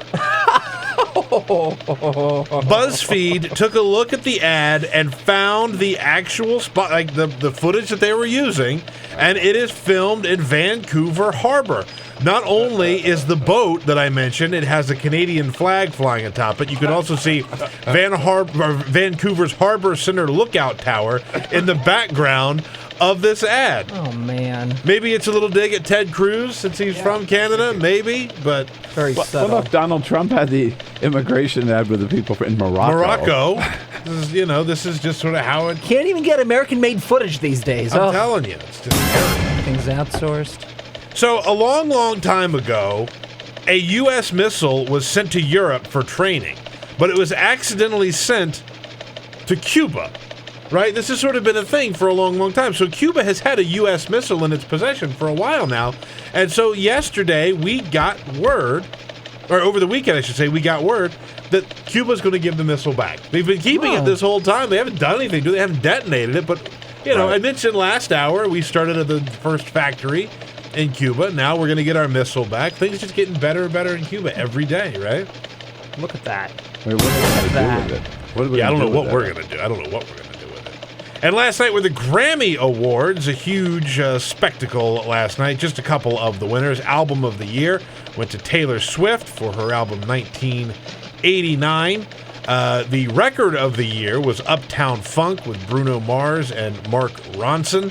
Best New Artist was Meghan Trainor. Best Rap Album was To Pimp a Butterfly by Kendrick Lamar. And the best R&B album was D'Angelo and the Vanguard's Black Messiah. Also, worth pointing out here, someone else won a Grammy. Jimmy Carter. Jimmy Carter won Best Spoken Word Album for A Full Life, Reflections at 90. This is his second Grammy. Love it. Right? Well, you know who else has a Grammy? Hillary Clinton. She does have Grammy a winning Grammy. presidential candidate. Doesn't Obama have a Obama's Grammy? got one too, right? Yeah, Obama has one. They just give them out like candy. Bernie did not get one for his folk album that he put out all those years ago, which was a travesty. This land is your land. This land is my land. It's very moving. And I'm going to rule it. Yeah. I'm going to be president one day. You just watch. All right. Let us stop it. Eric Schultz, the deputy press secretary yesterday out in Rancho Mirage, making very clear, Igor, what is going to happen in terms of, from the White House point of view, with a vacancy on the Supreme Court. Here he is. The president was very clear that he is going to fulfill his constitutional responsibility to nominate a successor to Justice Scalia, and he also called on the Senate to fulfill its responsibility to give that person a fair hearing and a timely vote. Maybe instead of the word responsibility, he might use the word duty. Duty, it's the constitutional president's duty, and it's the Senate's duty. President's duty to nominate, the Senate's duty to consider. Well, they don't have to approve, but consider, right? So why this flap? Well, Marco Rubio has that ad, Morning in America, kind of recalling the greatness of Ronald Reagan that Republicans revere so greatly. Mm-hmm. Well, Ronald Reagan, who nominated Justice Kennedy in 1987 and then repeatedly asked the Senate to confirm him in 1988, an election year. In a State of the Union, asked the Senate to act fast because he said the court needs to be returned to its full power and Americans deserve to have an institution and a branch of government that is fully filled and can meet its obligation under the Constitution. To me, I really feel like when I heard that Scalia died, one of my first thoughts was to ask who's going to be the first Republican to claim that the president should not nominate anyone until after the election. And that didn't take long, did it? Didn't take long for Ted Cruz to say it. But it feels to me that they're really overreaching, because what you're really saying is America's just not strong enough. It's not strong enough to make this decision during an election year, during these 340 days that we have left in Obama's term, that our democracy is weak, our democracy is crippled, and we need to wait for some other kind of election for that president to do that. And I think it's very cynical. I think it's too cynical. Totally. It's too cynical to say that even though Obama was elected in 2008 and then reelected in 2012, that somehow we need Americans to speak up in 2016 to see who they want on the court. They've already made that decision in 2012. So I think particularly, Bill, if this nominee is African American or if this nominee is Latino, it's going to cause big problems for Republicans in the general election. Because could you imagine them opposing even an up or down vote, even a hearing for this candidate? I mean, those are key constituencies that they need if they want to win in 2016. I totally agree. I think this thing is going to backfire. I've been saying that. Said it last night. And said it on CNN, said it here this morning, that no matter what they say right now, I think Mitch McConnell is going to lose this battle. I think so, too. If you look at the Republicans who are up for re-election, yes, Democrats are going to go bonkers, rightfully so, not only in terms of electing a Democrat as the next president, but making sure that Democrats get control of the Senate back, right? So, yeah, Bill, if you or I said, you know what, we're not going to do our jobs for the next 340 days, we're just going to go on vacation and do nothing at all, we'd be fired. But there are Republican senators running around and bragging about the fact that for the next 340 days, they will do nothing at all to, as you point out, fulfill their constitutional duty of at least giving this nominee a hearing, and then give him an up or down vote. If you disagree with the nominee, fine, vote against him, but at least give him or her that opportunity. So what I think is that President Obama, we don't know who he's going to name, but let's say, to pick up on your point, it's Loretta Lynch. Mm-hmm. First African-American woman ever nominated to the Supreme Court. Republicans really want to spend 10 months beating up a woman who was just confirmed. I forget what the vote was, right? Yes. Or the other guy that they're talking about, the Srinivasan, I think is. Would be the first Asian American on the court. First Asian American. High praise from Ted Cruz on the Senate Judiciary Committee, and Mike Lee, the senator from Utah, also a Tea Party favorite. And those are the two that you have to worry about the most with stopping this, right? And confirmed 97-0. And Cruz, 97-0, and Cruz said at his confirmation hearing, because I was just reading it this morning, said how happy he is that they're friends, and made a joke about how he hoped their friendship wouldn't be used against the nominee. Okay, now, see, I actually have to wonder about this guy now. If he's a friend of Ted Cruz. If he's a friend of Ted Cruz, I'm not sure I want him on the court. They work together, to be fair. They work together. Okay. Well, by the way, I did want to say that is the first time I have ever heard that expression, friend of Ted Cruz. Yeah, really? Like, it threw me off. It really did. You know, have you ever heard anybody claim to be a friend of Ted Cruz? No. There's a joke that somebody on the Bush campaign made. Why does everybody hate Ted Cruz as soon as they meet him? It saves a lot of time. Saves a lot of time. Just get there. Boom. Oh, my God. Igor, in rare form this morning here, 866-55-PRESS. Let's remember that question. We were talking the last hour, too. Who do you think we're going to see first? A new president or a new Supreme Court justice? I think we'll see a new Supreme Court justice first. I think the Republicans will back down. Igor Volsky here with us, 866-55-PRESS, our toll-free number. Right back. Follow us on Twitter @BP Show. This is The Bill Press Show.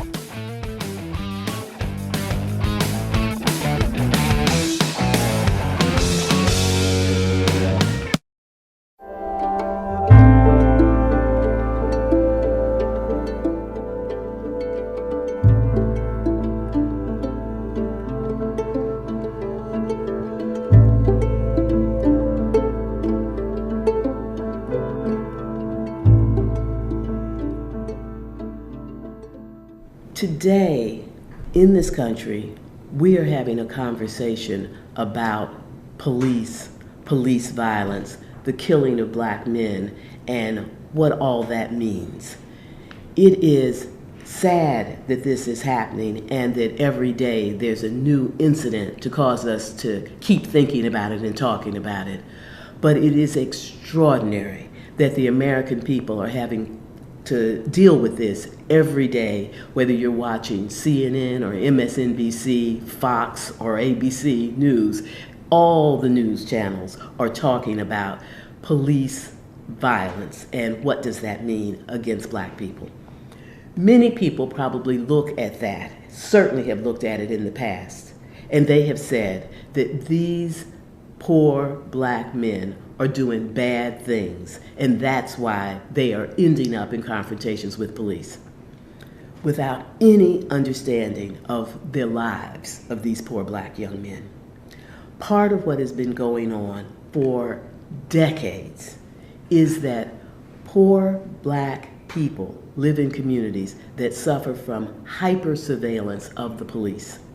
The police are more likely to be in their communities.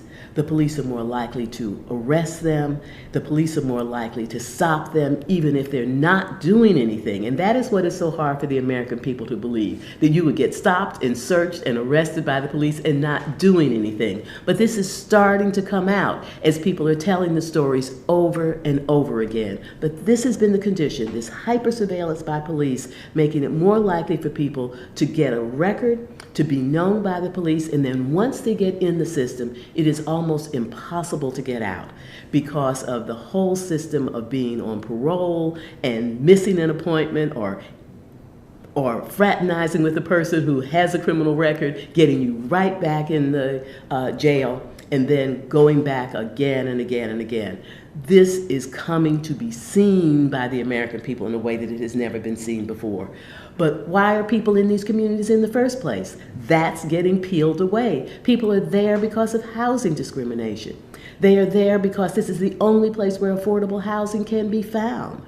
They are there because that's where their families live, and people are drawn to being in communities where they are comfortable. The combination keeps people in these low-income communities where they are an easy target for hyper-surveillance and then everything that comes from it. And so as we think about these issues, we have to understand that while you as an individual in this society, as a white individual, you may not carry personal racism, but that does not keep the system from operating in a racist way.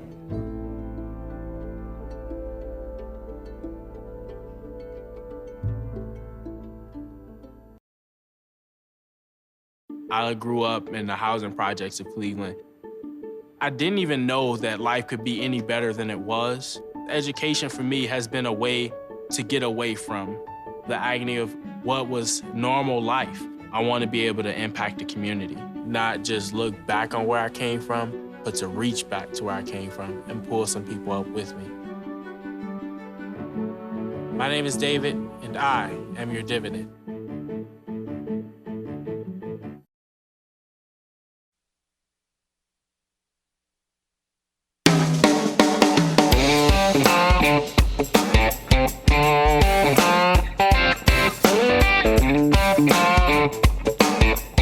This is the Bill Press Show.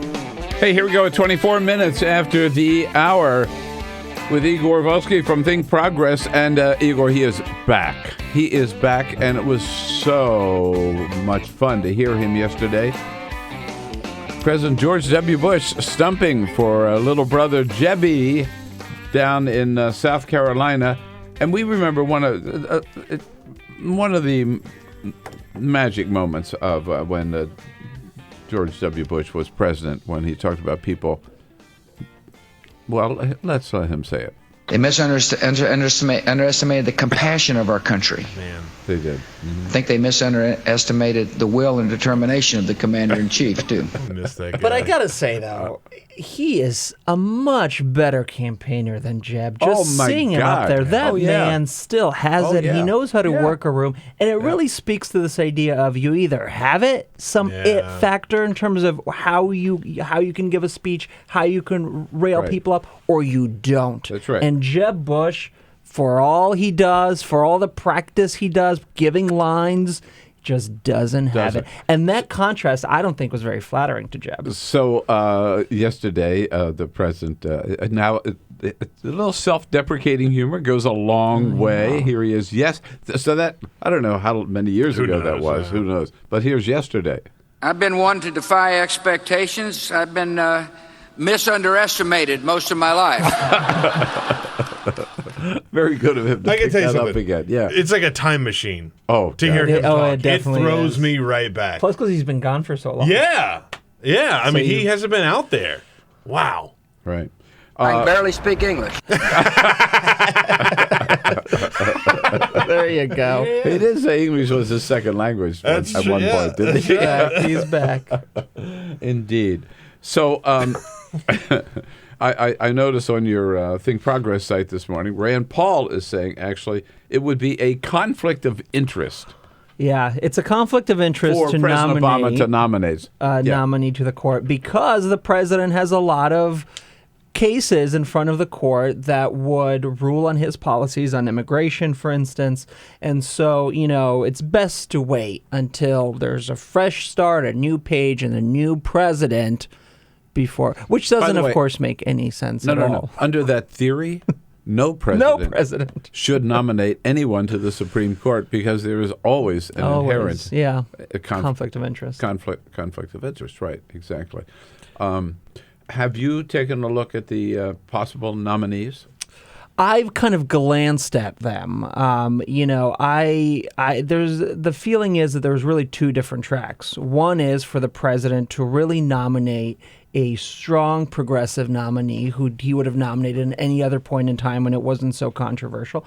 The other theory is maybe you nominate a real consensus candidate, someone who's already been vetted by the Senate, who maybe has the praise of people like Ted Cruz, and make it harder for Republicans to oppose that person. Maybe someone like Jay Johnson, the current Homeland Security Secretary, who was confirmed, certainly Loretta Lynch. I mean, some of them can fit both of those categories, but that's really a big decision for the president. Does he push this with a strong progressive candidate, or does he put together a consensus candidate and say, look, you guys have no reason not to nominate someone who you thought was qualified. Should I tell him, give him my nominee? Yeah, give it to him. All right.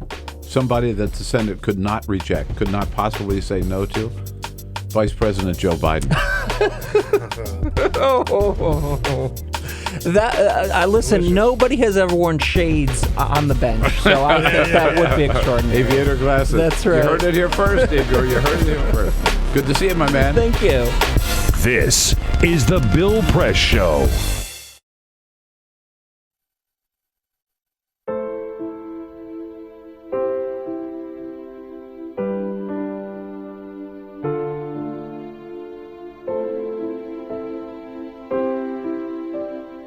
I have run these canyons for 6 million years.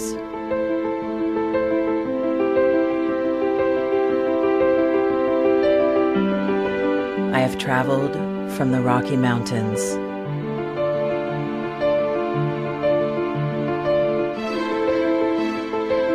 to the deserts, through scorching heat and freezing cold, from the land of the dinosaurs to fields of food.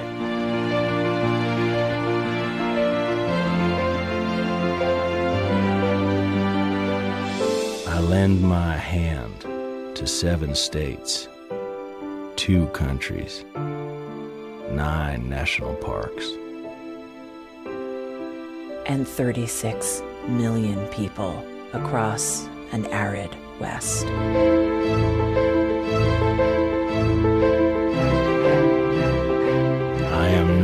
the strongest or the largest, but I am the hardest working.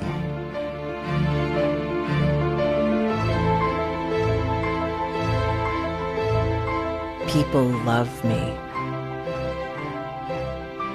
My playfulness, My beauty. my power.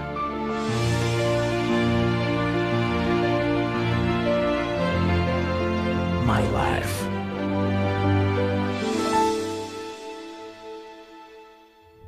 But I don't think I can offer any more. I am tired. I am tired, tapped, and tied. Of the hundreds of major rivers in the world, I am one of the few who no longer kisses the sea. Battles to harness my soul have been won and lost. Use me wisely, and I will sustain you. Use me like you have, and I will break. My name is Red. The Grand River Red. The American Nile. The Canyon Maker. I am the Colorado River. And I am the most endangered river in America.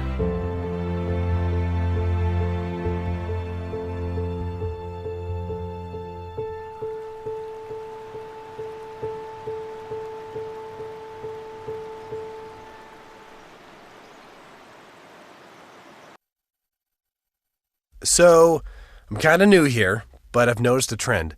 My human does this funny thing where she goes around and gets all my toys, and then she hides them in that basket by the door. But it's always the same basket, and it's always in the same place. And then she acts so surprised when I find them, but, she's putting them in the same basket. Again. It's like, hello, that's where you put it last time. You were the worst at hide and go seek.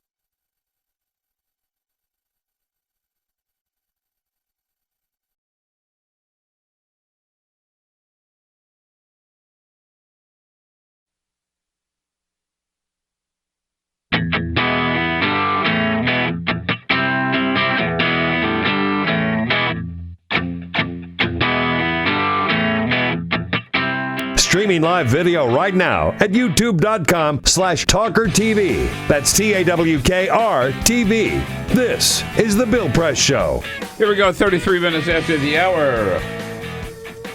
This Tuesday, February 16, coming to you live from our brand new studio here on Capitol Hill in Washington, D.C. Take a look. You will be impressed. We really like it, and we're looking for a name for the new studio here, so your suggestions always bring them on. Welcome. We've had quite a few, Peter, so far. Yeah. Press Box. Press Box. The Remorse Room. The Remorse Room. Buyer's Remorse. Yeah, the Remorse Room was a good one. We saw Press Room was another one. Yeah. Someone just said the pressure cooker, right? The pressure. Oh. How about the Batcave? Because you were saying before the break that you have a different job at night now. So oh yeah, the Batcave. We can go to the Batcave. I like that. Right. I don't know. Bill also has a terrible fear of bats. That's not a joke. You remember that? Of course I remember that. They make nests. Please tell us why you're scared of bats. They make nests in your hair. They make nests in your hair.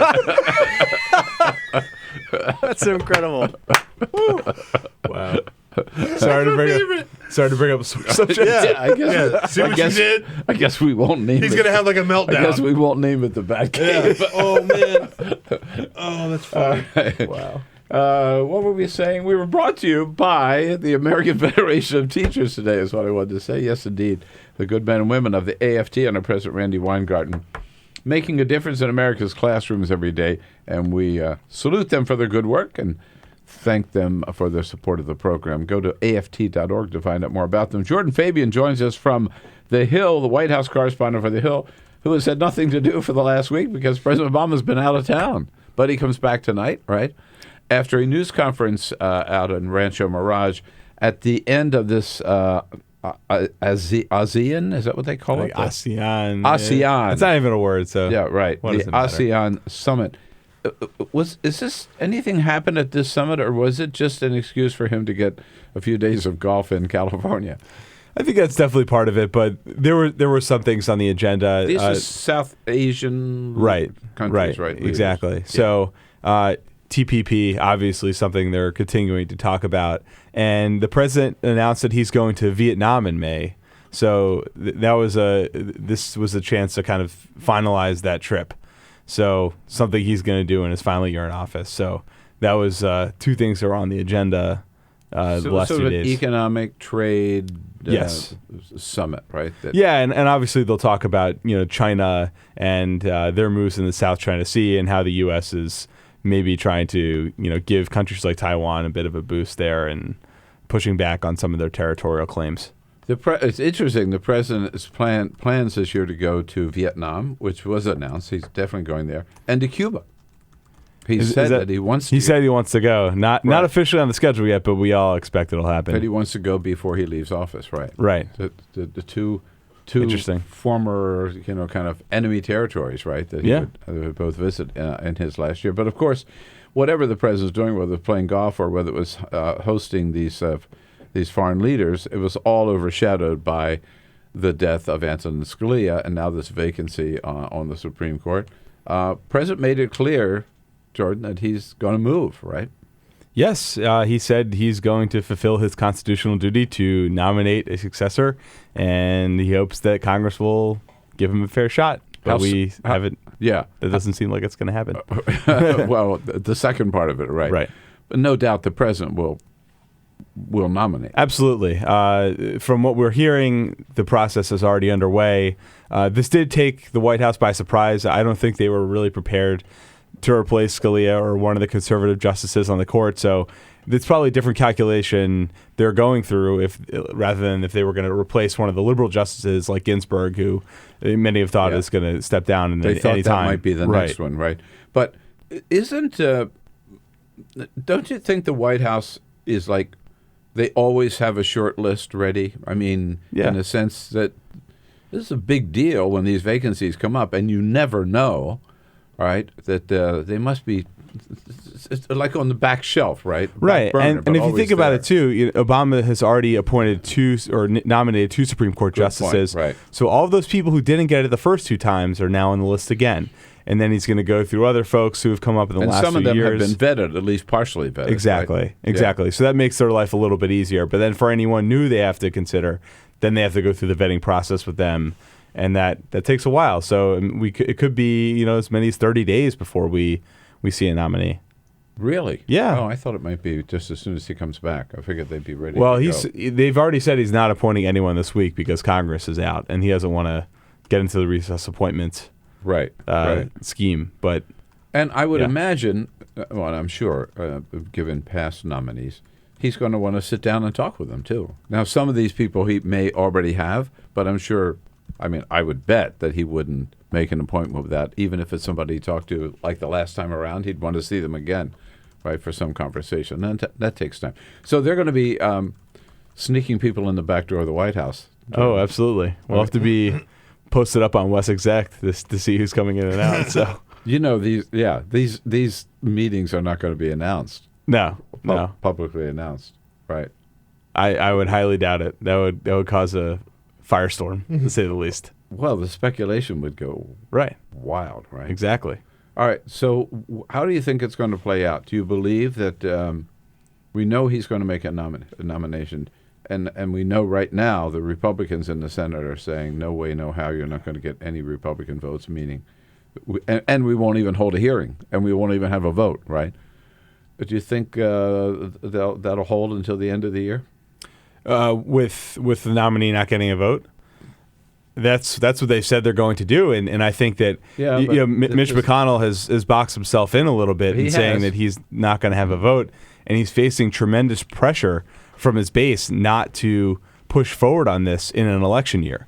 Ted Cruz, running for president, has said, don't push anyone through. Marco Rubio has said the same. Mike Lee was kind of the guy who was out in front of McConnell on this, showing you how McConnell was kind of led along by the base.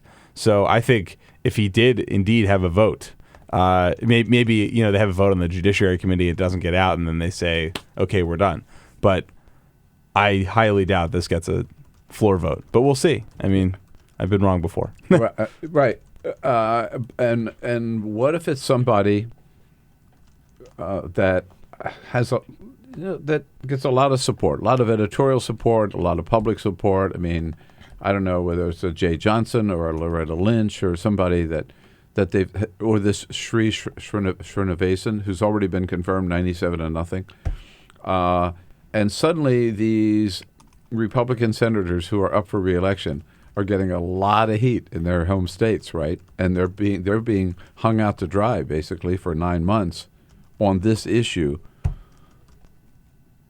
There's at least the possibility that there'll be enough of those senators to go to Mitch McConnell and say, hey, at least let's hold a hearing. Right. And that was the danger of this strategy, is that it could make the Republicans in Congress look unreasonable. Like they say they're going to block a nominee, even though we don't even know who the nominee is, and that poses a down ballot danger for folks like Kelly Ayotte, who's running for re-election in New Hampshire, Republican senator in a blue leading state, and there's several other examples like her. So yes, this boxing himself in early poses major risks, even if it is a gesture to the base. Right. Now, you've been you and your colleagues at the Hill have been taking a look at President Obama's legacy and also his agenda for the remainder of his term. Right? We're let's say give him a little generous, 11 months, right? Because it goes until the middle of January. What is on the agenda other than getting a budget passed? I mean, well, I think appointing a new Supreme Court justice automatically jumps to the top of the list. It does. That is the number one thing that he's going to have to consider now in his last year. But other things that were already on the table, the TPP, getting that signed and passed through Congress. We have to He's trying to do that. It has been negotiated. It has not been approved by Congress. Correct. Yet. So it doesn't kick in unless Congress requires congressional approval. Correct. Correct. Okay. Yeah. But because of the deal they passed last year, it's a majority vote. It can't be filibustered. It can't be amended. Mm-hmm. So those are the rules. Criminal justice reform, another issue the president wants to address. And a lot of his, and then back to the Supreme Court again, a lot of his final legacy items are tied up in the court. We have the immigration executive orders that are before the Supreme Court. Could affect as many as 5 million people. That's hanging in limbo. The Clean Power Plan, his regulations on climate change and cutting emissions from coal-fired power plants. That has now been put on hold last week, I guess, by the Supreme Court, and that kind of got buried because I think it was the night of the New Hampshire primary that happened.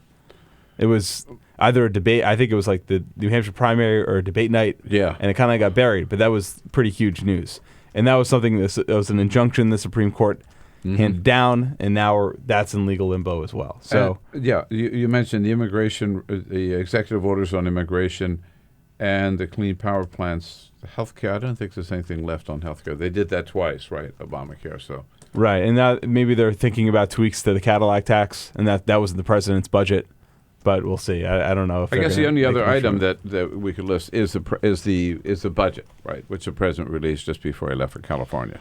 Yeah, and I think the ball is in the House Republicans' court there. The president put out his budget. Obviously, that was immediately rejected. But now we're hearing about some internal dissension among House Republicans over their budget. Even though we had this deal last year, it sets spending levels for 2 years. Now they're saying, maybe we should go back on that because we don't like the fact that the spending levels were increased. Or we want defense spending increased and non-defense spending kept at the same level. And now there's these conversations happening behind closed doors. Hasn't gotten a lot of attention because of the campaign, but it would be really interesting if House Republicans couldn't produce a budget this year. I think that's something to watch. Right. Shaping up here to be a pretty exciting year, especially if the whole year entails a battle over the next appointment to the Supreme Court of the United States. Jordan Fabian here from The Hill, thehill.com. Your questions, your comments, jump in anytime at 866-55-PRESS. Your progressive headquarters for the 2016 election. This is The Bill Press Show.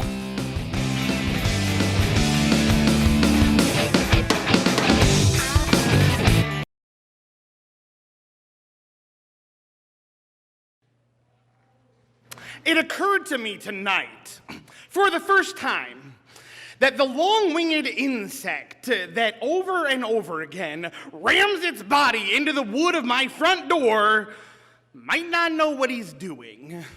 He might not have a plan. Maybe that's just how he flies, and that is where the door is. And I remember you. The last time I saw you, a few weeks before we would graduate from high school, and a few days before you let a bullet dissolve on your tongue, dancing in a warehouse rave, sweat-drenched and strobe light battered, thrashing your arms back and thrusting them forward. The floor could get so bright and loud, we all slowed down to be more careful, but you kept dancing full sprint tornado, and sometimes you'd spin full weight into a wall and just spread your arms against it and sway back and forth like a lover reunited. This long-winged insect is not trying to get into the house. It doesn't know there is a house. Can't imagine a life beyond that door. All it can see is the light. You and I were both 17 when you died. And ever since then, I have envied you. How you are remembered for towering, unclaimed potential instead of living to look regret in the face. You didn't have to come home 3 weeks later and explain to your little brother why you took too much medicine. Your addiction is remembered as a tragedy, not a betrayal. Your suicide attempt became a suicide, not an unpaid hospital bill. And only tonight did it occur to me that maybe that night when you let your teeth touch metal, you might not have known what you were doing. You might not have had a plan. Maybe you had hit that door so many times you couldn't imagine it might let you through. I'm still ashamed to admit it, but I have always secretly believed you did it for me, that you wanted to show me that there is a way out of all of this. Not so that I would follow you, but so I would understand that every day that I am alive is a day that I choose to be alive. And when the music stops, you still get to keep on dancing. And when the light is so bright it blinds, you can dance with your eyes closed. And if in that dark you come up against a wall, you keep your arms out wide and you dance with the wall.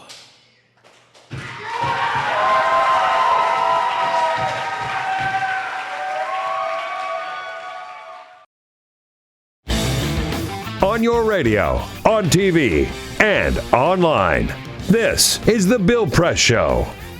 12 minutes before the top of the hour. Here we go. The Bill Press Show at the top of the hour. Jay Newton Small from Time Magazine will be here as a friend of Bill. Just a quick reminder note. If you didn't find it at your local bookstore or on Amazon.com, you'd rather have a signed copy of my latest book, Buyer's Remorse, go to our website, BillPressShow.com. Just tell us how you want it signed. We just got a whole pile of books here. I'll be signing them, and we'll get them out to you right away. Buyer's Remorse, How Obama Let Progressives Down, with a famous blurb from Bernie Sanders. The infamous blurb at this point. Yeah, right. In fact, you can check on Huffington Post. I did a blog yesterday called The Blurb Heard Round the World. And check it out. It's been getting a lot of traffic on the Huffington Post. From thehill.com, Jordan Fabian. So, Jordan, when you at the Hill and your colleagues at the Hill took a look at President Obama's legacy, what's it going to look like? Well, or do we know yet? Right, we don't know yet. I think that's the case with every president. I think that presidents when they right when they leave office, there's a certain impression, and then over time it changes. I mean, look at George W. Bush, for example. I mean, he was one of the most reviled presidents, I think, leaving office, or at least one of the most polarizing. And I think now that if you look at the numbers, they've improved somewhat. And maybe looking at the way the Republican field is now, some people look back and say, "Oh, it wasn't so bad." So I think we're going to need some distance from. Picking up on that, as much as I oppose George W. Bush, his politics compared to Ted Cruz or even Marco Rubio and some of them, he's like a moderate.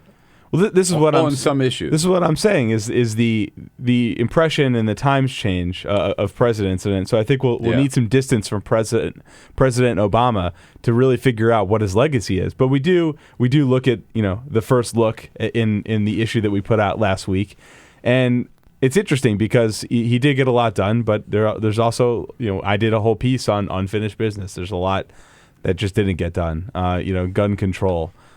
We've seen race relations in this country really flare, especially in the second term.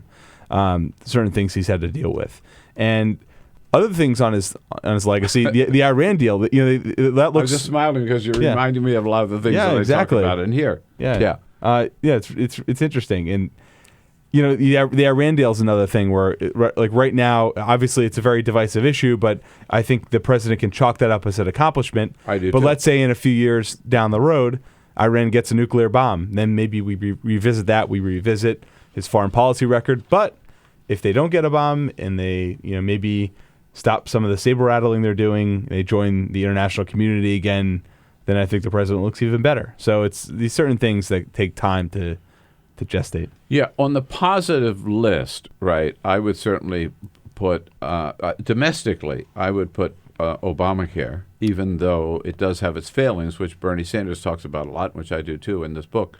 But it gets us closer to universal health care than we've ever been. Not there yet.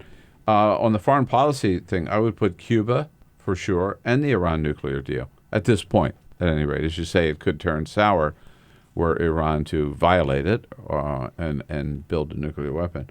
But those two, those certainly, and I maybe climate change as well, but we don't have confirmation or of what the president agreed to in Paris. Right, and climate change is an interesting issue because this is something where he tried to do legislation in the first term, it didn't work, and then he was facing a lot of pressure from environmental activists to do something, and in the second term he finally did, but he had to wait. He did wait, and that I know that did irk some of the Greens, and the Greens are saying, "Oh, if it wasn't for us, this wouldn't have happened." So another interesting issue there, like and guns. The promise that he made in Paris, really, the heart of it is the new rules and regulations by EPA on coal-powered power plants. Right? I get that right. Coal power, at any rate. Which are up in the air right now. I'm saying because they're tied up in the Supreme Court, which may not be active this year at all. So exactly. So some things in limbo here, and that's why I'm saying we'll have to get a final verdict. Yeah, we'll have to wait. But so what Arsha did though is we looked at some of the untold stories behind the scenes in Obama's decision making and some of these issues, and it's really interesting. So all right. Yeah. And the president's back in town tonight, so back to business as usual tomorrow. Vacation's over, Jordan. See you in the briefing room. Right. Jordan Fabian from The Hill, thehill.com. We'll be right back and tell you what is on the president's schedule today out in Rancho Mirage. Right. Connect with The Bill Press Show on Twitter. Follow us at BP Show and tweet using the hashtag WatchingBP. This is The Bill Press Show.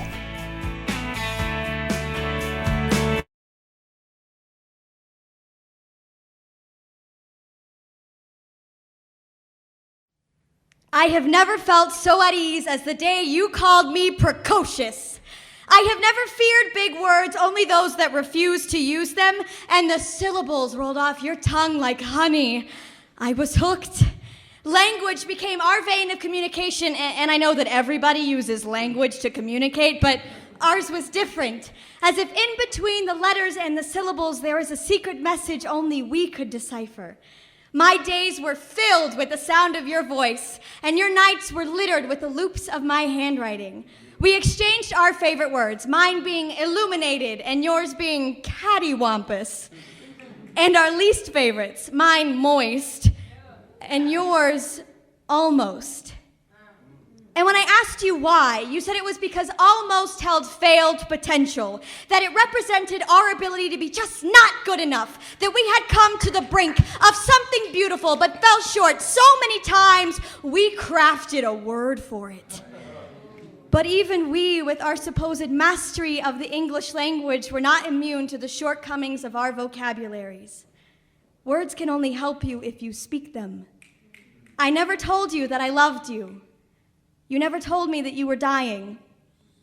5 easy words that would have shattered our worlds. I love you, I think. I have a brain tumor. You know, still to this day, I don't know all the details because medical jargon has never fit right in my mouth. And even now, 5 years later, it feels like an invasion of your privacy. But I do know I have pored over our conversation, searching for the secret message you certainly tried to send me, and I am sorry. But I only almost found it. Salt water is not good for paper, and my tears warped your words. After some serious consideration, I've decided to change my least favorite word, because while moist is gross, malignant is malicious. Malignant is uncontrollable, means a phone call and the phrase, he didn't wake up. Malignant is messy and unfair and a thief. Malignant means I never got to say goodbye. Malignant is the cause of almost. Because you were on the brink of something beautiful, but you couldn't quite reach it, and you fell too far. I am so sorry I wasn't there to catch you. I hope your heaven is a library, and I hope it is void of almosts. Te amo, Daniel. Sleep well.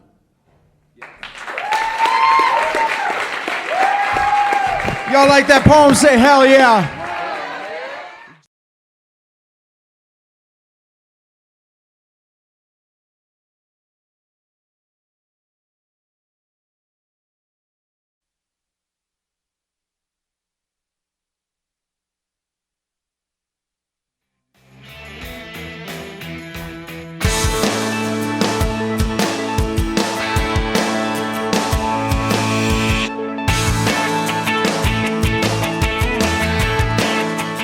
This is the Bill Press Show. Jay Newton Small from Time Magazine and her new book, How Women Are Changing the Way America Works, Broad Influence. Coming up in the next hour, President Obama, his final day of the Asian Summit out in Sunnylands in Rancho Mirage, California today, the working session. Then they take a family photo. Then the president holds a news conference this afternoon before hopping on Air Force One about 3:15 California time. He will be back here at the White House this evening about 11:15 this evening. And then back to business as usual. And we'll be right back here with hour number 3 of today's Bill Press Show. This is the Bill Press Show.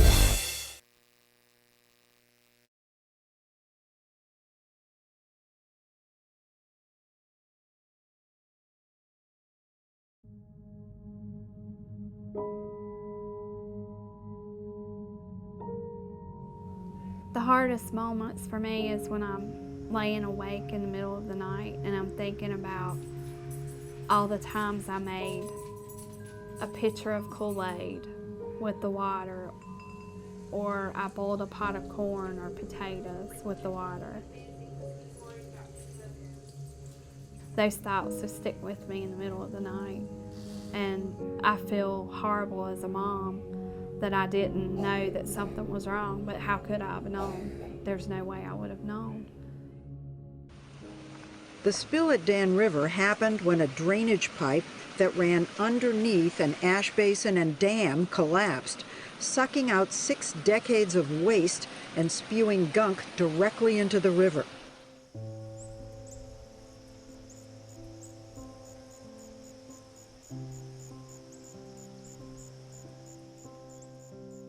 My husband and I just kind of looked at each other like, should we be concerned? We live right next to an ash pond, and this was coal ash spilling into the Dan River, and we learned at that point all of the toxins that were included in coal ash. A situation like Dan River, where there was a catastrophic disaster, gets people's attention, but the fact is that these coal ash pits have been leaking and poisoning people's groundwater and the state's surface waters for decades. Coal ash is the residue left behind after coal is burned in a coal-fired power plant. A large coal-fired power plant can burn 10 million tons of coal a year. When the organic matter in the coal is burned away, what's left behind are these trace minerals, things like arsenic, lead, mercury, selenium, and chromium. And these are highly concentrated. The coal ash can have concentrations of these contaminants that are 10 to 100 times greater than the level in the coals themselves. Coal ash pond number 1 is right behind my house, literally pretty much in my backyard. We were approached by a neighbor who was wanting to have their well tested, and we decided that maybe we should have ours tested as well. They found hexavalent chromium at 4.5 parts per billion. So in talking to the residents, we have discovered anecdotal evidence of an extraordinary number of cancers for this fairly small community. Some of us in the community got together. We started kind of talking about all the cancer that we've seen in some of our family friends in this community. I think we had somewhere in the neighborhood of around 70 names. So we had some help from our river keepers putting a map together. And it was a little shocking to see it. You know, I still have a hard time looking at it. Technically, EPA has not regulated coal ash as a hazardous waste, but it is undeniable that coal ash contains many, many hazardous substances that are hazardous, in fact, to people and the environment. And the only reason they have not been regulated as such is because of intense lobbying efforts by the coal industry and its allies. A lot of these chemicals are simple elements, but when you find them at the levels that they exist in around coal ash ponds, then you're starting to talk about cancer, brain tumors, you're talking about birth defects, developmental problems, neurotoxicity.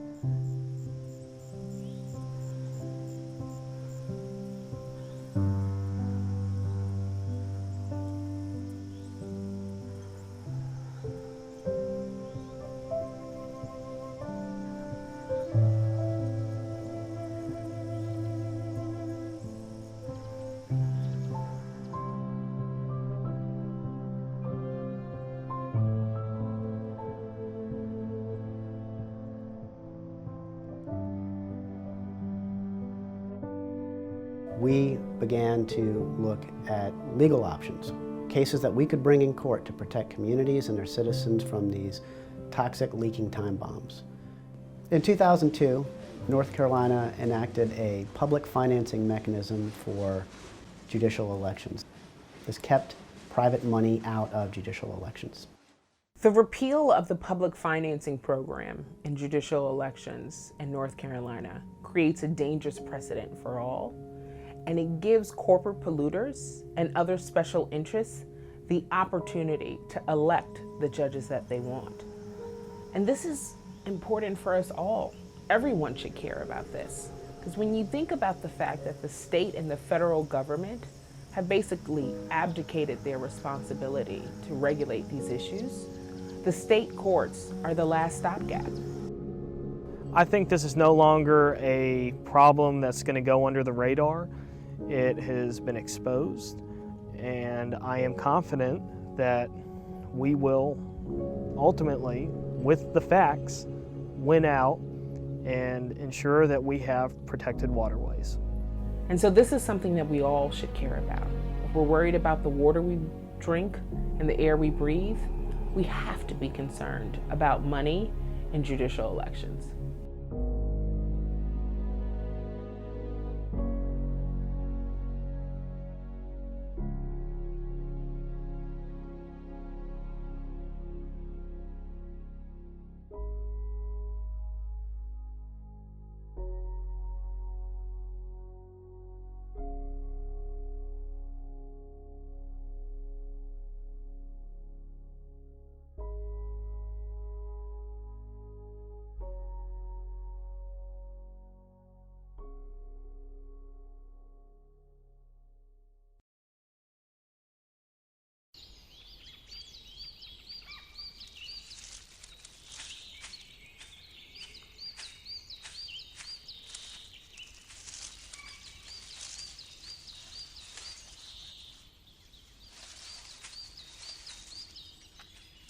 At Earth Justice, we defend the environment in the courtroom.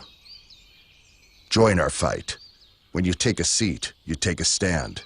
Earth Justice, because the Earth needs a good lawyer.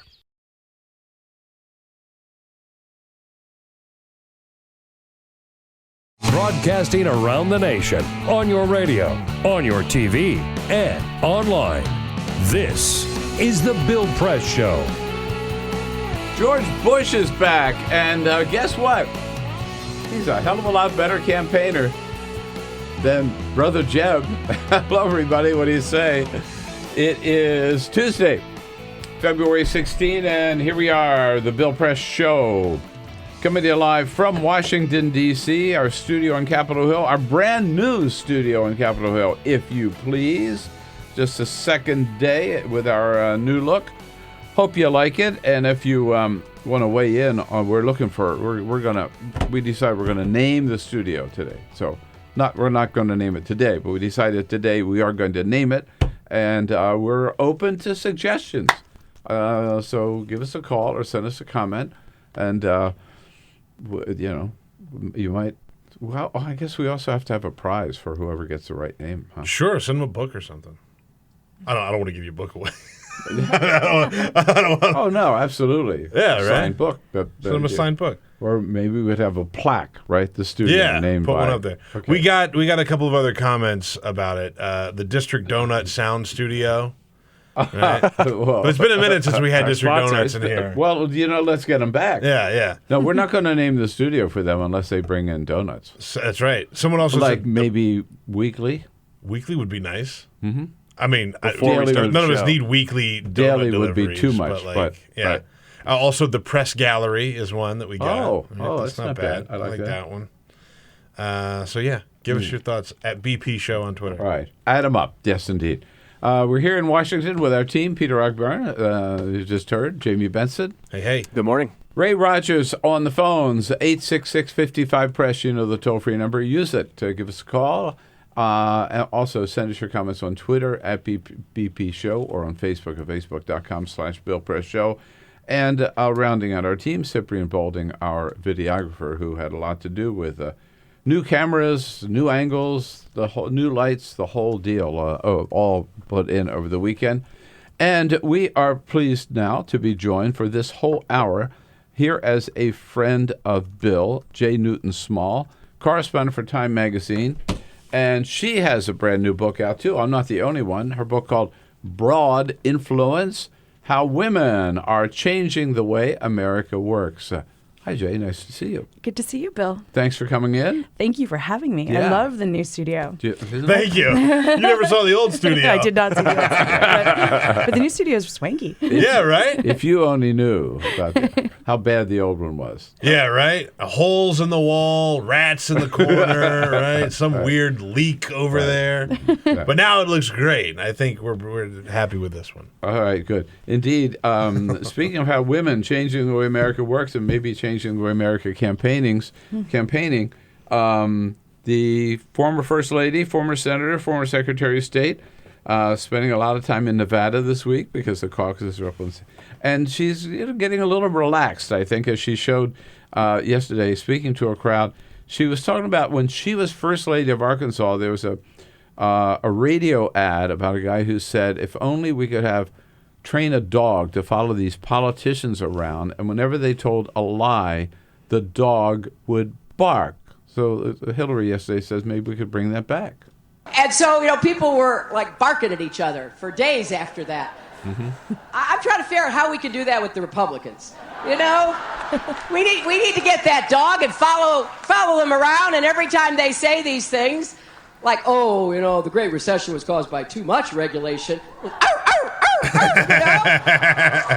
I think we could cut right through a lot of their claims. So what do you think? She has a side of Hillary we've never seen before, right? Well, she really had to sort of soften things up, and she had to change up her message after New Hampshire. I mean, New Hampshire was a bruising loss for her, and she's lost a lot of momentum. And as I wrote, and I think it's a challenge for women in general when they're running for office, especially executive office, to show passion. For her, Bernie can scream at you for 40 minutes, and you're like, yeah, right on, scream at me more. But as a woman, when you're screaming, you get Bob Woodward on Morning Joe going, oh my God, she's screeching at me, right? And it puts people off. And so she's really trying to find a way to seem likable, but also passionate, and that's what she's doing right now. Yeah, and part of the rap was that she's too organized, too cold, too programmed, the whole thing. So, yeah, it was and she.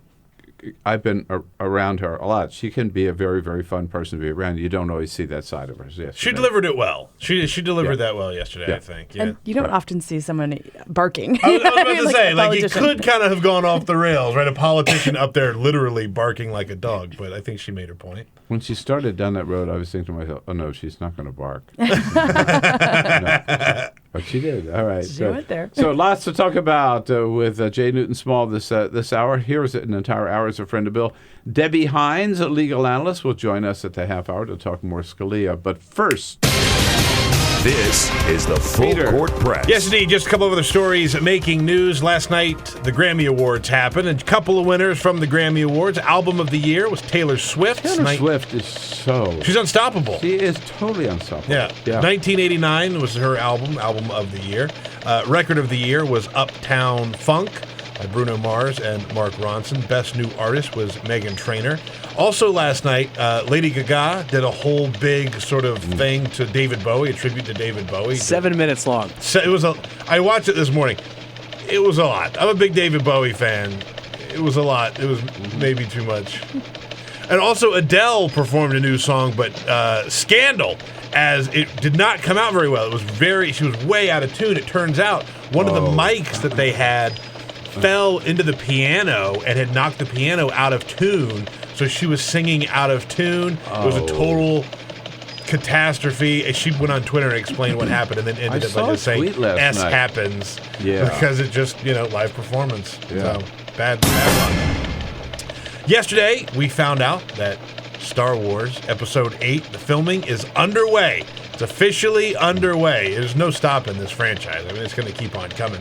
We also found out that there are going to be a couple of new cast members that are involved, including Benicio del Toro and Laura Dern will be joining the cast, who just about everybody from the first movie, except for some, no spoilers, will be rejoining Episode 8. We don't know exactly what it's going to be called yet other than Episode 8, so stay tuned. They put out a little teaser trailer, right, just showing a couple of shots from the movie. So get ready.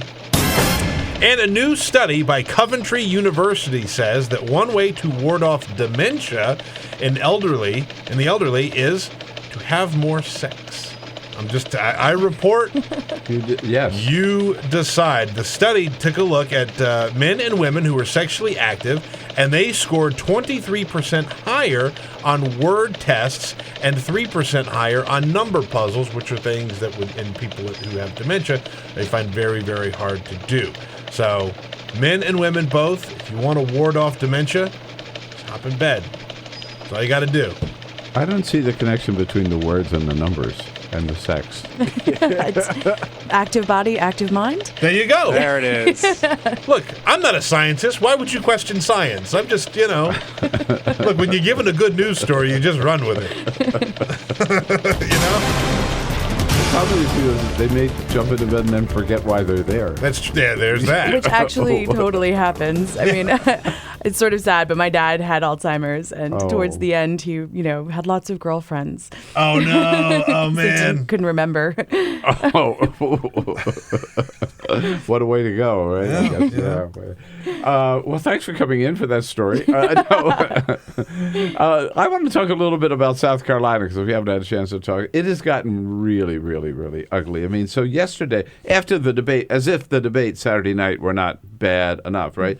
It continued yesterday, if we can, Jamie, with Donald Trump talking about Ted Cruz. Of all the people that he's met in his life, right? Never anybody this bad. Here he is.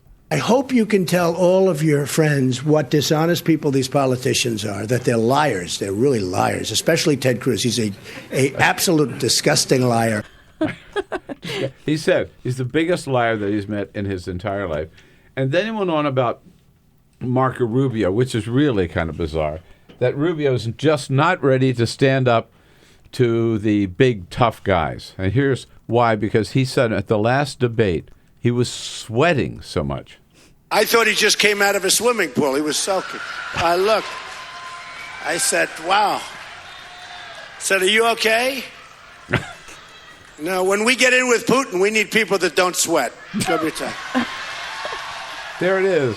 How can you vote for a sweater, right? I mean, That's my favorite is when Trump feigns concern over his opponent. Are you okay? You look like you just came out of a swimming pool. You're so sweaty. Like he sent him a case of water, at one point, and a towel that says... Well, it's also like as if he's the most virile, right? Like Yeah, Rubio's right. like 15 years younger than he is, but Trump is like tougher, physically. Yeah. But, okay, take John Kasich out of the mix maybe because he didn't get down into the gut. And Ben Carson, who was just on another planet, right? But the others, everybody, they were all accusing each other. But they actually said it. Marco Rubio said Ted Cruz lied. Ted Cruz said Marco lied. Donald Trump says Ted lies. I mean, it's ugly. So, does it work? Well, and the interesting thing is, so in the last debate in New Hampshire, and we were saying this during the break, but Chris Christie was so nasty, right? Yeah. And it had a huge effect. I mean, it completely kneecapped Marco Rubio going into South Carolina. And it's like everybody looked at that and said, I need to be nasty like him. And so this time around, everyone was nasty, but to little effect, right? Because if everybody's nasty, you don't know where to look because it's sort of like, oh my God, he's nasty and everybody's sort of. I just wonder whether people really want to hear nastiness? A politician calling each other liars. I mean, South Carolina is historically just a nasty state, right? As a native South Carolinian, right, like, this is right where they need to be, right? South Carolina has a very, very, very high tolerance for nasty campaigning. And you heard the crowd in the debates, right? Like, they were just as nasty as some of the candidates. They were really in the mix and cheering on some of the nastiness. I think you're right in the long run. Like if they try this in, Minnesota, it's not going to be so good for them. But here, I think it does. My reaction as a Democrat was, "Oh my God, this is so much fun watching the circular firing squad on the part of the Republican." But as an American, just appalled, right? They're running for president of the United States, right? Well, I mean, that's what Jeb Bush said today. He was talking, or actually it was last night, he was saying, whoever thought that this race would devolve into a parade of swear words, the F word, the S word, it's just going on and on, and it's like totally the P word. The lowest common denominator. I mean, really is just devolved into really just nothing intelligible and nothing intelligent. And yet, the latest poll that I showed this morning is that doesn't seem to have hurt Donald Trump at all, right? It never does. It's like, it's amazing, and nothing sticks to the guy. He's Teflon. Is there any? Do you think he's unstoppable? I mean, that is the big question, although I think that we're preparing. I mean, most Republicans that I speak to are talking about how they're preparing for a brokered convention because once you get into after March 15th, you've got winner-take-all states, and Cruz will win, Texas. Jeb will probably win a hefty amount of delegates, so will Rubio. So if you have, anywhere from a couple hundred delegates to 500, 600 delegates, there's no way you're going to drop out because if you go to a brokered convention, you have a great shot at, especially if you're the one establishment candidate left standing, you might well get it because the convention will sort of vote to hand it to you after 13 rounds of voting. Yeah, I think clearly on the Republican side and maybe even on the Democratic side, we're going to have an open convention, meaning nobody is going to show up with, none of the candidates will show up with enough delegates to win on the first ballot, which will be the first time, I don't know, and to check it out in 100 years or so, right? Yeah, this has well, happened. certainly for both sides, right? I mean, you might have one side or the other, but this would be, it would be really but so much fun for us. Are you kidding? Oh, yeah. No. I mean, last time I didn't even go to the Republican convention because it's usually so boring, right? No, man, I'm signed up now for Cleveland. I want to be there. This is going to be, right. Yeah, no, I think it's going to be great. It's perfect for us. I'm just,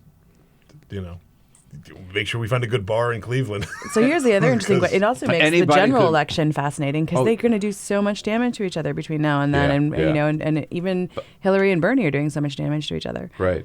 What's even makes it more interesting for me is we don't know which of these 6, let's say they're left, or which of the 4 would end up being the nominee. But it also could be somebody who is not even in the primaries right now. They may just have to turn to someone and say, we need a savior, right, to drop out of the clouds, and none of these people will work, and we'll have to bring back Mitt Romney. Well, I see, and the funny thing is I haven't heard that so much on the Republican side, although, I guess you could argue that Mike Bloomberg is on the Republican side-ish.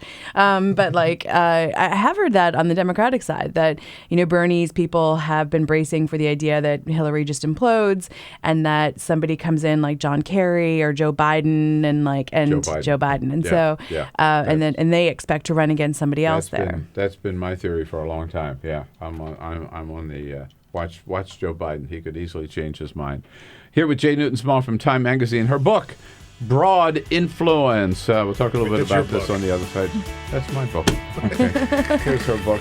Sorry. Dueling books on the Bill Press Show. We'll be right back. Get social with Bill Press. Like us at Facebook.com/Bill Press Show. This is The Bill Press Show.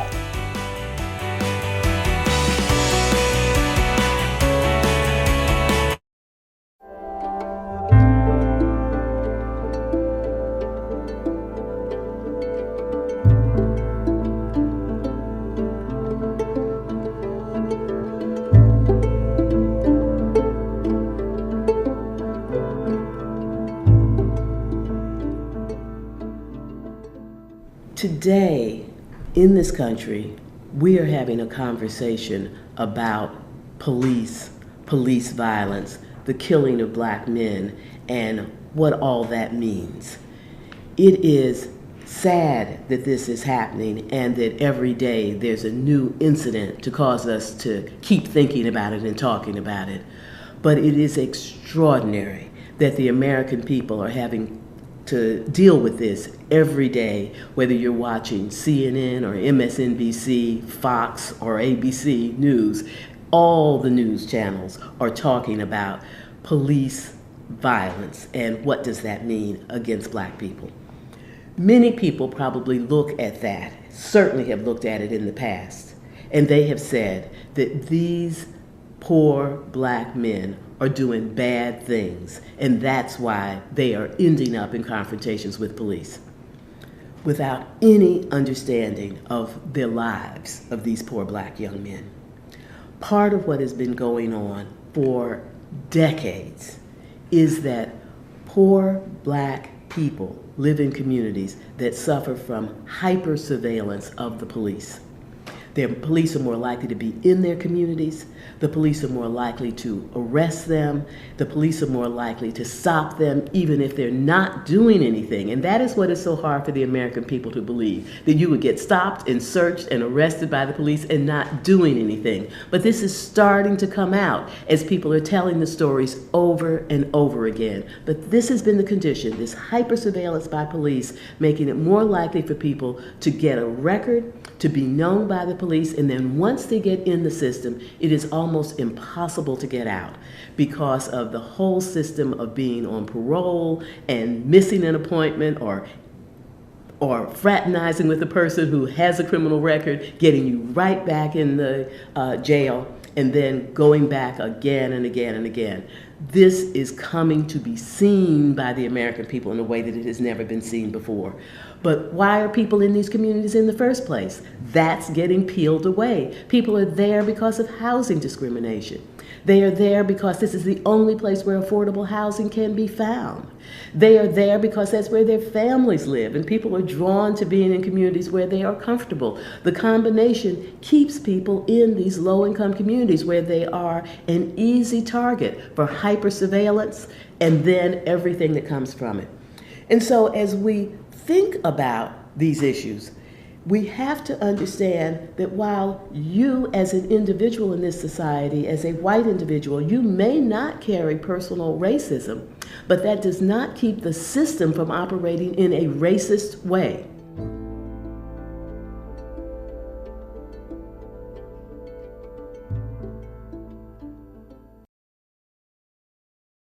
I grew up in the housing projects of Cleveland. I didn't even know that life could be any better than it was. Education for me has been a way to get away from the agony of what was normal life. I want to be able to impact the community, not just look back on where I came from, but to reach back to where I came from and pull some people up with me. My name is David, and I am your dividend.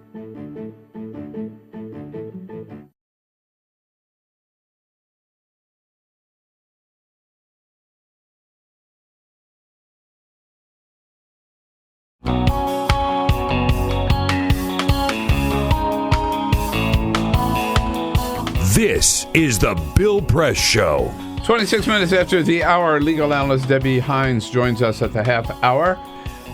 We mentioned J. Newton Small's book, Broad Influence. Also, a little reminder about my new book, Buyer's Remorse. If you want a signed copy, otherwise you can pick it up at your local bookstore or Barnes & Noble or Amazon.com. For a signed copy, go to our website, BillPressShow.com. Tell us how you want it signed, how you want it inscribed, and it'll be out to you right away. How are women changing the way America works? In a minute or so. I can do it quickly. So, I originally got the idea because I did a magazine. I write for Time Magazine. I did a magazine story about the women of the Senate coming together during the government shutdown to restart the negotiations to reopen the government when none of the men would talk to each other. And I had a lot of interest in writing a book out of that, but the women of the Senate were all writing their own books, and they didn't need one from me. Yeah. But what interested me was that it was the first time the Senate was 20% female, and they ended up producing. I mean, it was the most unproductive session I think ever in history, but what little legislation passed, they ended up producing 75% of it. So they had a huge outsized influence. And so it turns out there's a huge body of research that shows that whether it's a legislature or a corporate board, a Navy ship or an appellate court, when women reach between 20 and 30% of an institution, they really begin to change the way that institution works, and they have a really big impact. So my book looks at that critical mass, that broad influence, and how women are changing things. In the political world as well as in the business world, I guess, huh? As well. Yeah. Right. So it's very, it's very broad, for lack of a better word. And so it looks at politics, and particularly the three branches of the government are already reaching this tipping point now. So all three branches of the government are at critical mass. So 30% of the administration, 20% of Congress, and 35% of the federal bench, which is fascinating. When we talk about Scalia, there's an interesting, a lot of the effect that Obama's had on the courts there. But then looking at also the private sector, law enforcement, military, Silicon Valley, Wall Street, Hollywood. Broad Influence, How Women Are Changing the Way America Works by J. Newton Small. And Jay and I will be joined by Debbie Hines here at the half hour and talk about her ideas for... This is the Bill Press Show.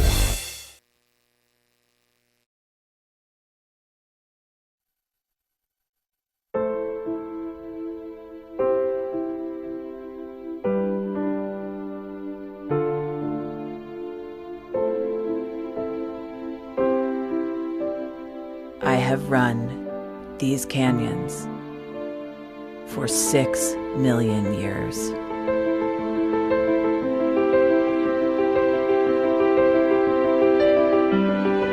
I have traveled from the Rocky Mountains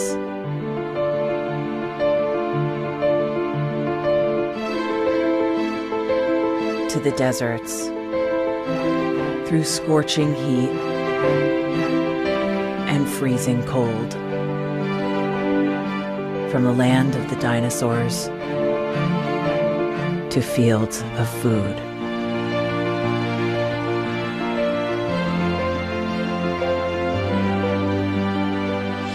I lend my hand to 7 states, 2 countries, 9 national parks, and 36 million people across an arid West.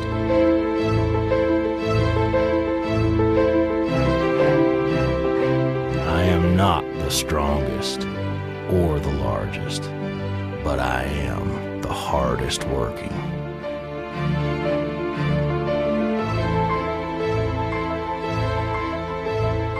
People love me. My playfulness, My beauty. my power.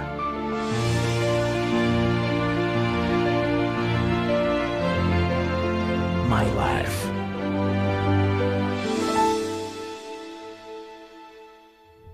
But I don't think I can offer any more. I am tired. I am tired, tapped, and tied. Of the hundreds of major rivers in the world, I am one of the few who no longer kisses the sea. Battles to harness my soul have been won and lost. Use me wisely, and I will sustain you. Use me like you have, and I will break. My name is Red. The Grand River Red. The American Nile. The Canyon Maker. I am the Colorado River. And I am the most endangered river in America.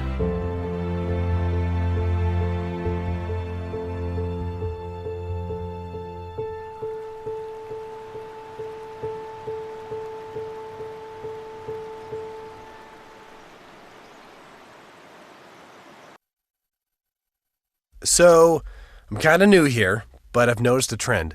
My human does this funny thing where she goes around and gets all my toys, and then she hides them in that basket by the door. But it's always the same basket, and it's always in the same place. And then she acts so surprised when I find them, but, she's putting them in the same basket. Again. It's like, hello? That's where you put it last time. You were the worst at hide and go seek.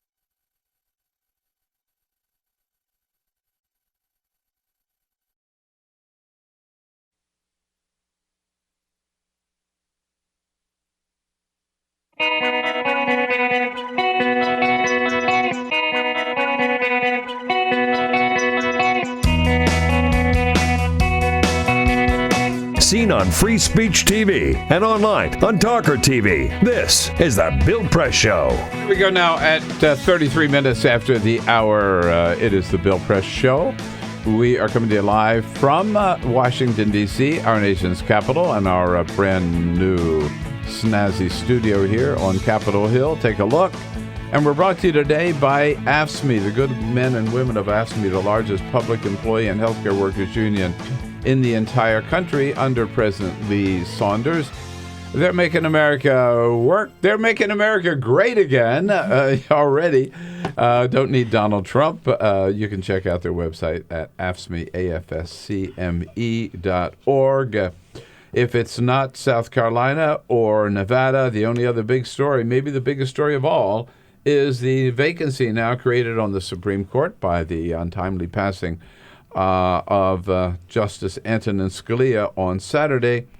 Body not even cold before Mitch McConnell said, Mr. President, don't even bother sending a nomination up to the United States Senate because we won't consider it. We won't even hold a vote. We won't even hold a hearing. What's that all about? Jay Newton Small is with us, the author of the new book, Broad Influence, from Time Magazine, How Women Are Changing the Way America Works. And with us, joining us now, a woman who has already changed the way the legal system works, Debbie Hines, a trial lawyer and legal analyst. Hey, Debbie, nice to see you. Good morning, Bill. What do you think? Do you like the new studio? Huh? I love the new studio. A little getting used to it first, but I love the new studio. Yeah. Very snazzy. So it's good to see you. Same here. You are a legal analyst, so when there's a vacancy on the Supreme Court, let's go to the Constitution. That's our document. What is supposed to happen? What's supposed to happen is the president is supposed to make a nomination to the Supreme Court, and the Senate is supposed to advise and consent to a nomination. Okay. That's it. Now, what about that asterisk on that sentence that says, except in an election year? Exactly, and there is no exception in the Constitution to to any election year, any other time. It is just a vacancy. President nominates. That's it. And Jay, it's not going to happen this time. Well, I mean, we'll see. I think McConnell has certainly said it's not a good idea. He doesn't want to do it. I mean, he's really in a tough vice. I mean, so if you do give this victory to Barack Obama, you will outrage the anti-establishment wing of the Republican Party, and this is a party that's already splitting down the center, splitting into two. And if you empower the anti-establishment wing of the party ahead of all of these primaries, it not only has a huge effect on the sort of Donald Trump, Ted Cruz ticket in the presidential primaries, but it also has down ballot effects for all these people who are running in. They could end up with a whole generation or a whole group of anti-establishment candidates that can't win in a general election. So it's a really tough for him. And yet on the other side of it, there's like these 7 senators who are in blue states that were won by Barack Obama in 2008 and 2012, who could really also face the opposite, right? They could be hounded out because they are helping McConnell do this. So it's sort of 6 one way, half a dozen another. He's really got a tough bind here. Yeah, it really. It has been already so politicized, right?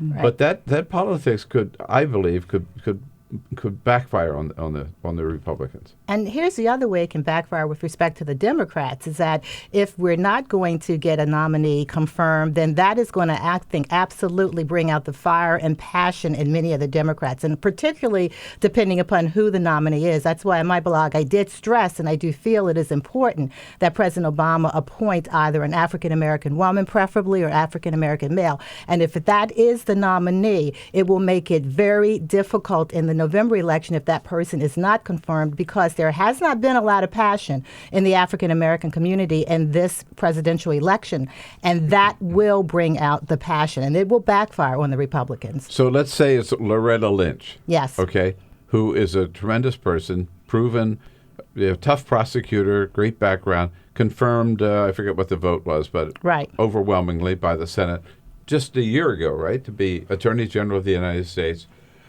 Pardon me, she would be the first African-American woman nominated to the Supreme Court. Really? Republicans want to spend the next 10 months beating up on Loretta Lynch? Well,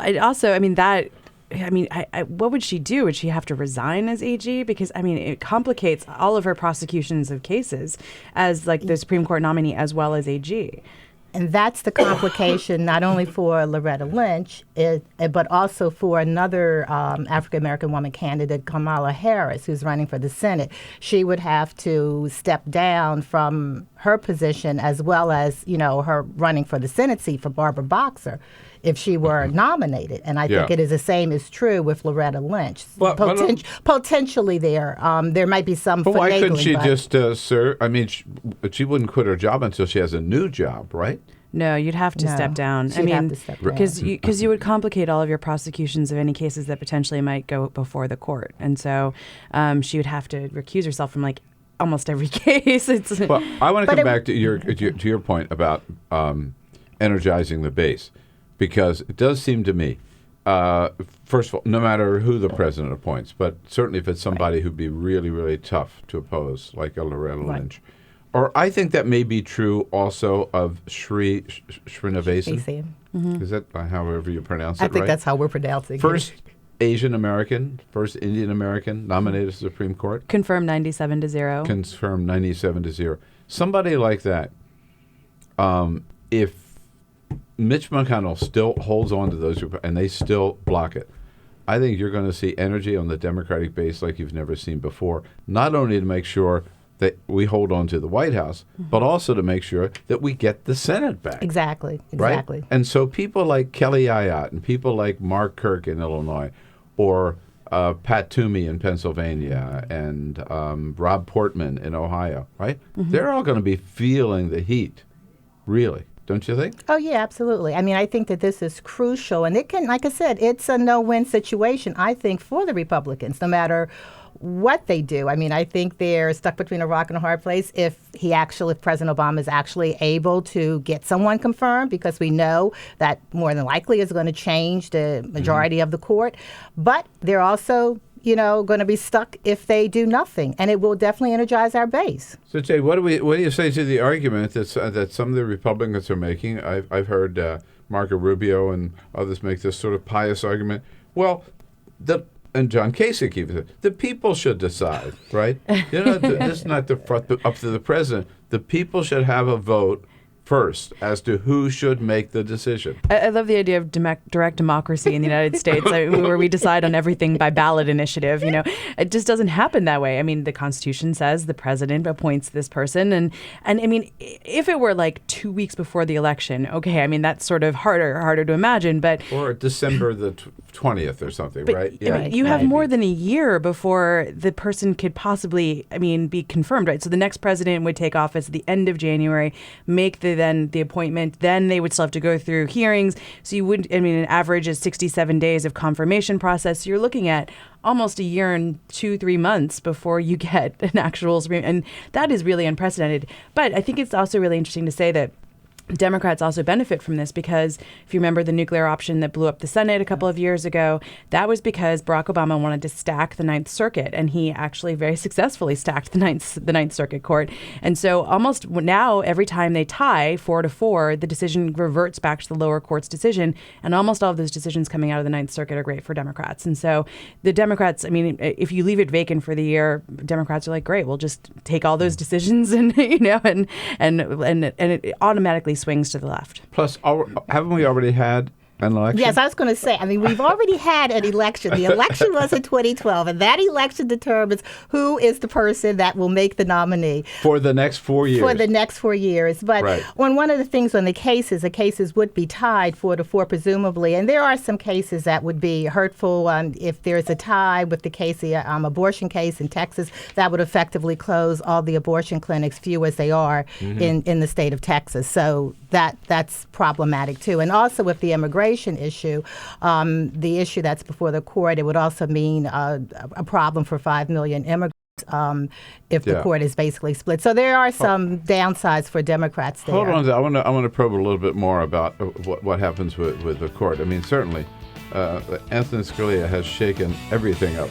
Race for the White House, the Senate, and the doings of the court. He was always good at that in life. He wasn't. He's smiling somewhere. Debbie Hines here with Jay Newton-Small. We'll be right back. You've got a great conversation going. Join it at 866-55-PRESS. On your radio, on TV, and online. This is The Bill Press Show.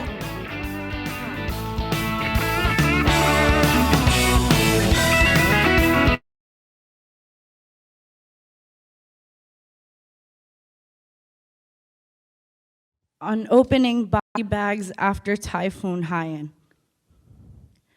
I can only imagine it like unearthing a scab. Zipper breaks open one by one. Mothers trying to dig through themselves an umbilical cord to lend life to a limp ghost. There is not enough relief here to hide the scent of what this child used to be.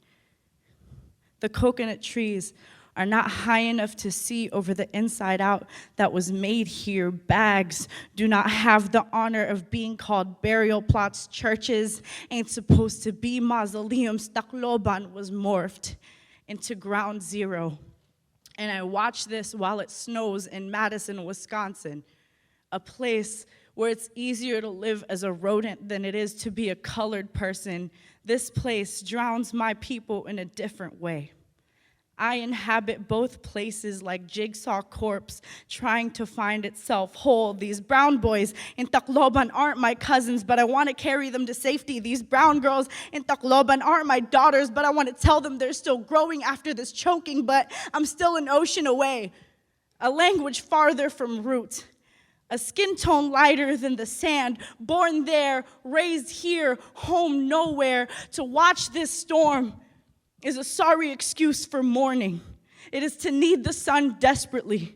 It is to realize that your body is in one country while your grief is in another. To look at your house, walk to a river, and come back to no house is to be Filipino. To look at your motherland hurting from a TV screen is to be Filipino American. To watch my islands through the blue eyes of Anderson Cooper is the most American I have ever felt. But I still cry for them. And I still pray for them because God tried to make them Atlantis before they were ready to be a myth just yet, because rebuilding is the Filipinos' most intrinsic muscle memory, but most painful trauma, because relief is just a word whose Tagalog translation I don't even know, because this poem is all I can give for my country, bleeding in salt water. Hail Mary, full of grace, the Lord keeps trying to drown us. Hallowed be thy bodies. Thy kingdom come down in waves and winds on earth as it is destroyed. Take us this day our daily rations, and forgive those who have tried to kill us as we forgive those who have tried to kill us. Holy Mary, Mother of God, pray for us whose skin has always meant sin now and at the hour of our death. Amen.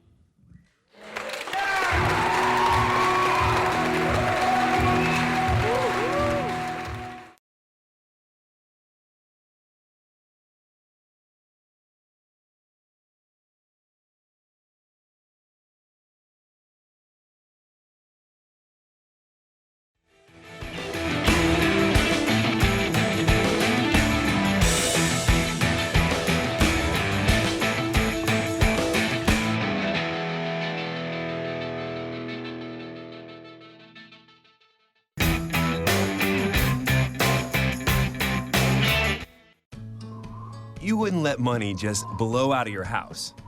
So when your AC or heater is on, make sure the doors, windows, and fireplace flue are shut tight. If you're headed out, turn down the AC or lower the heat by 10 degrees. And always keep your water heater set at 120. A little bit of common sense goes a long way. Get more great tips at energysaver.gov.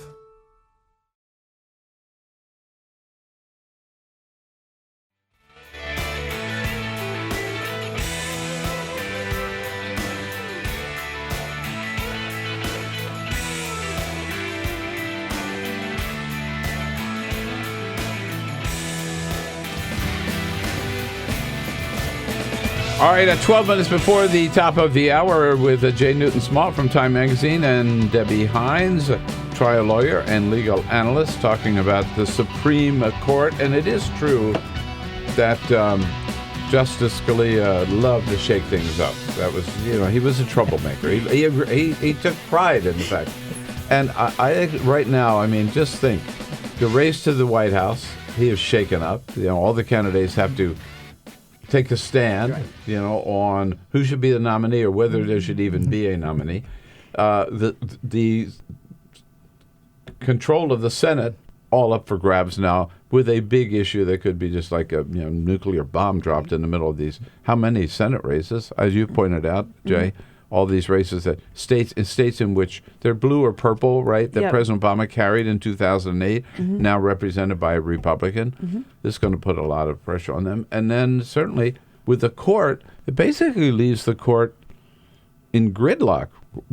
Unless there's a nominee for this entire year, right? Exactly. And Debbie, what does the court do? What are their options? Well, can they delay? Can they just say, "Oh, we have some cases now. We're supposed to decide this year. We're going to put them off," or do they have to act this year? Well, no, they don't have to act. They can delay. They can decide that for some of the cases, they could either wait or have a rehearing of the cases, if that's what they want to do. There's nothing set in stone. There's nothing in the Constitution, so that would be something that they would decide among themselves, or they can just split if that would be the outcome 4-4, and what that does is it's a tie. There is no tiebreaker. I mean, this is No.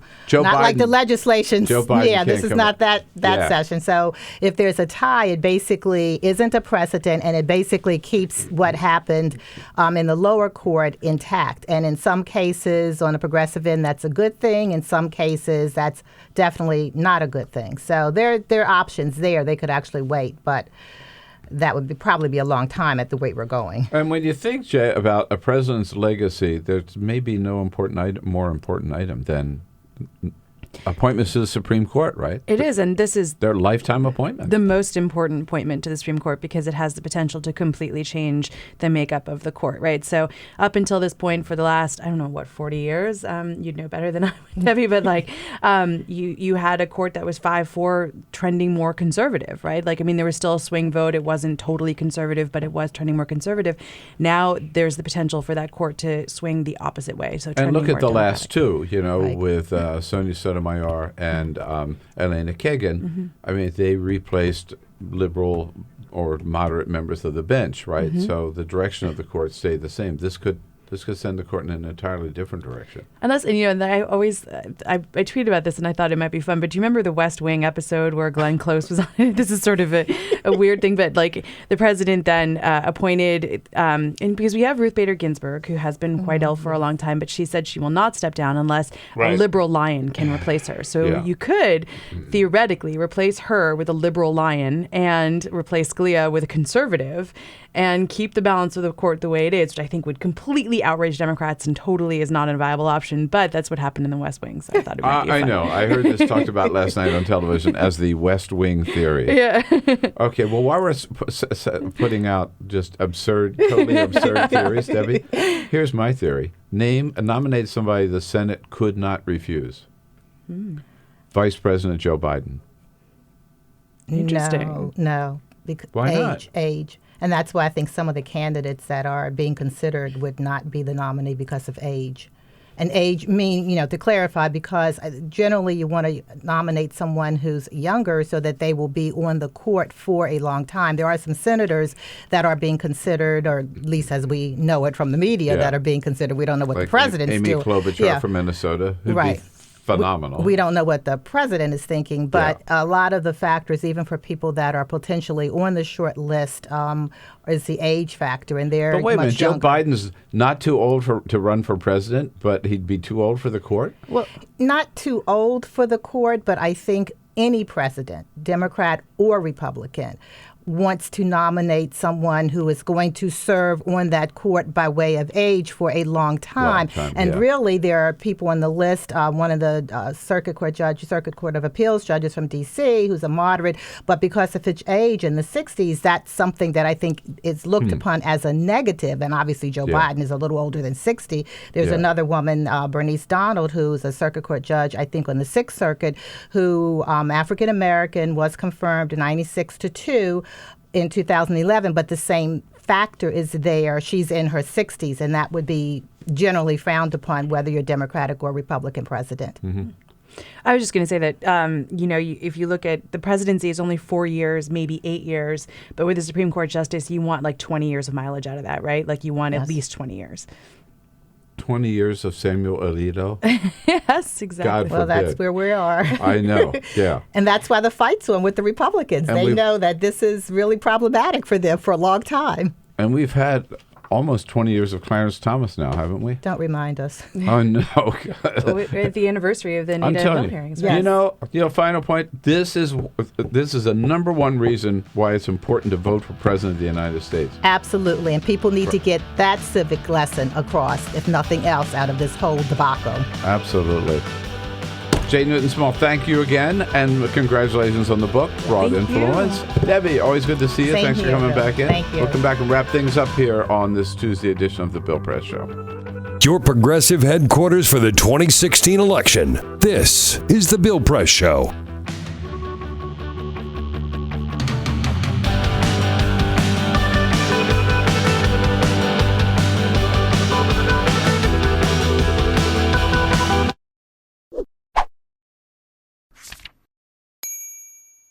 So you're drowning in student debt, and it looks like there's no way out.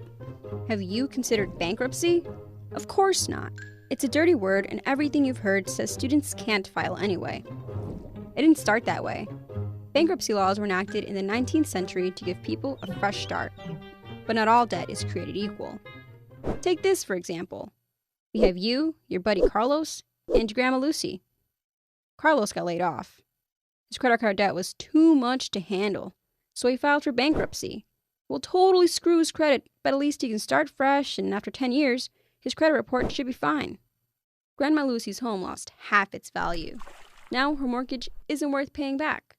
She says F it and decides to file for bankruptcy too. Then there's you. You didn't land that dream job, you're struggling to make ends meet, but the interest just keeps piling up. With a broken heart, you've written off the possibility of buying a home, having kids, and getting married because, hello, who wants to deal with your crazy baggage? But in reality, you want those things, and your education was supposed to get you there. Now you need a fresh start, just what bankruptcy was intended for. You try to file, like Carlos and Grandma Lucy, and that's when you realize it's not as easy for you as it was for them. In the 70s, Congress worried that students were using bankruptcy to abuse loan programs. That wasn't quite true. Still, over the years, Congress gradually stripped student debtors of their options. The Bankruptcy Reform Act of 1978 was even called discriminatory towards students by the chairman of the subcommittee. Student debt was singled out and lumped with criminal debts. Today, if student debtors try filing for bankruptcy anyway, they'll need to prove their debt imposes an undue hardship.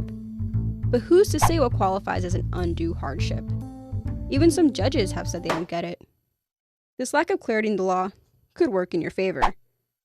A Harvard researcher discovered in 2012 that few students actually try to discharge their loans through bankruptcy.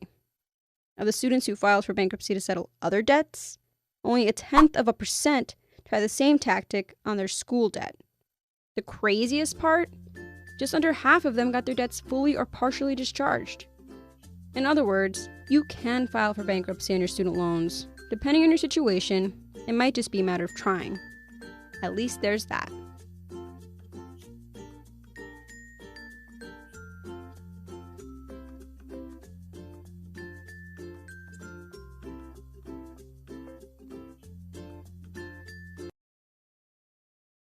The average text takes your eyes off the road for nearly 5 seconds. At highway speeds, that's enough time to travel the length of a football field. Stop the texts, stop the wrecks.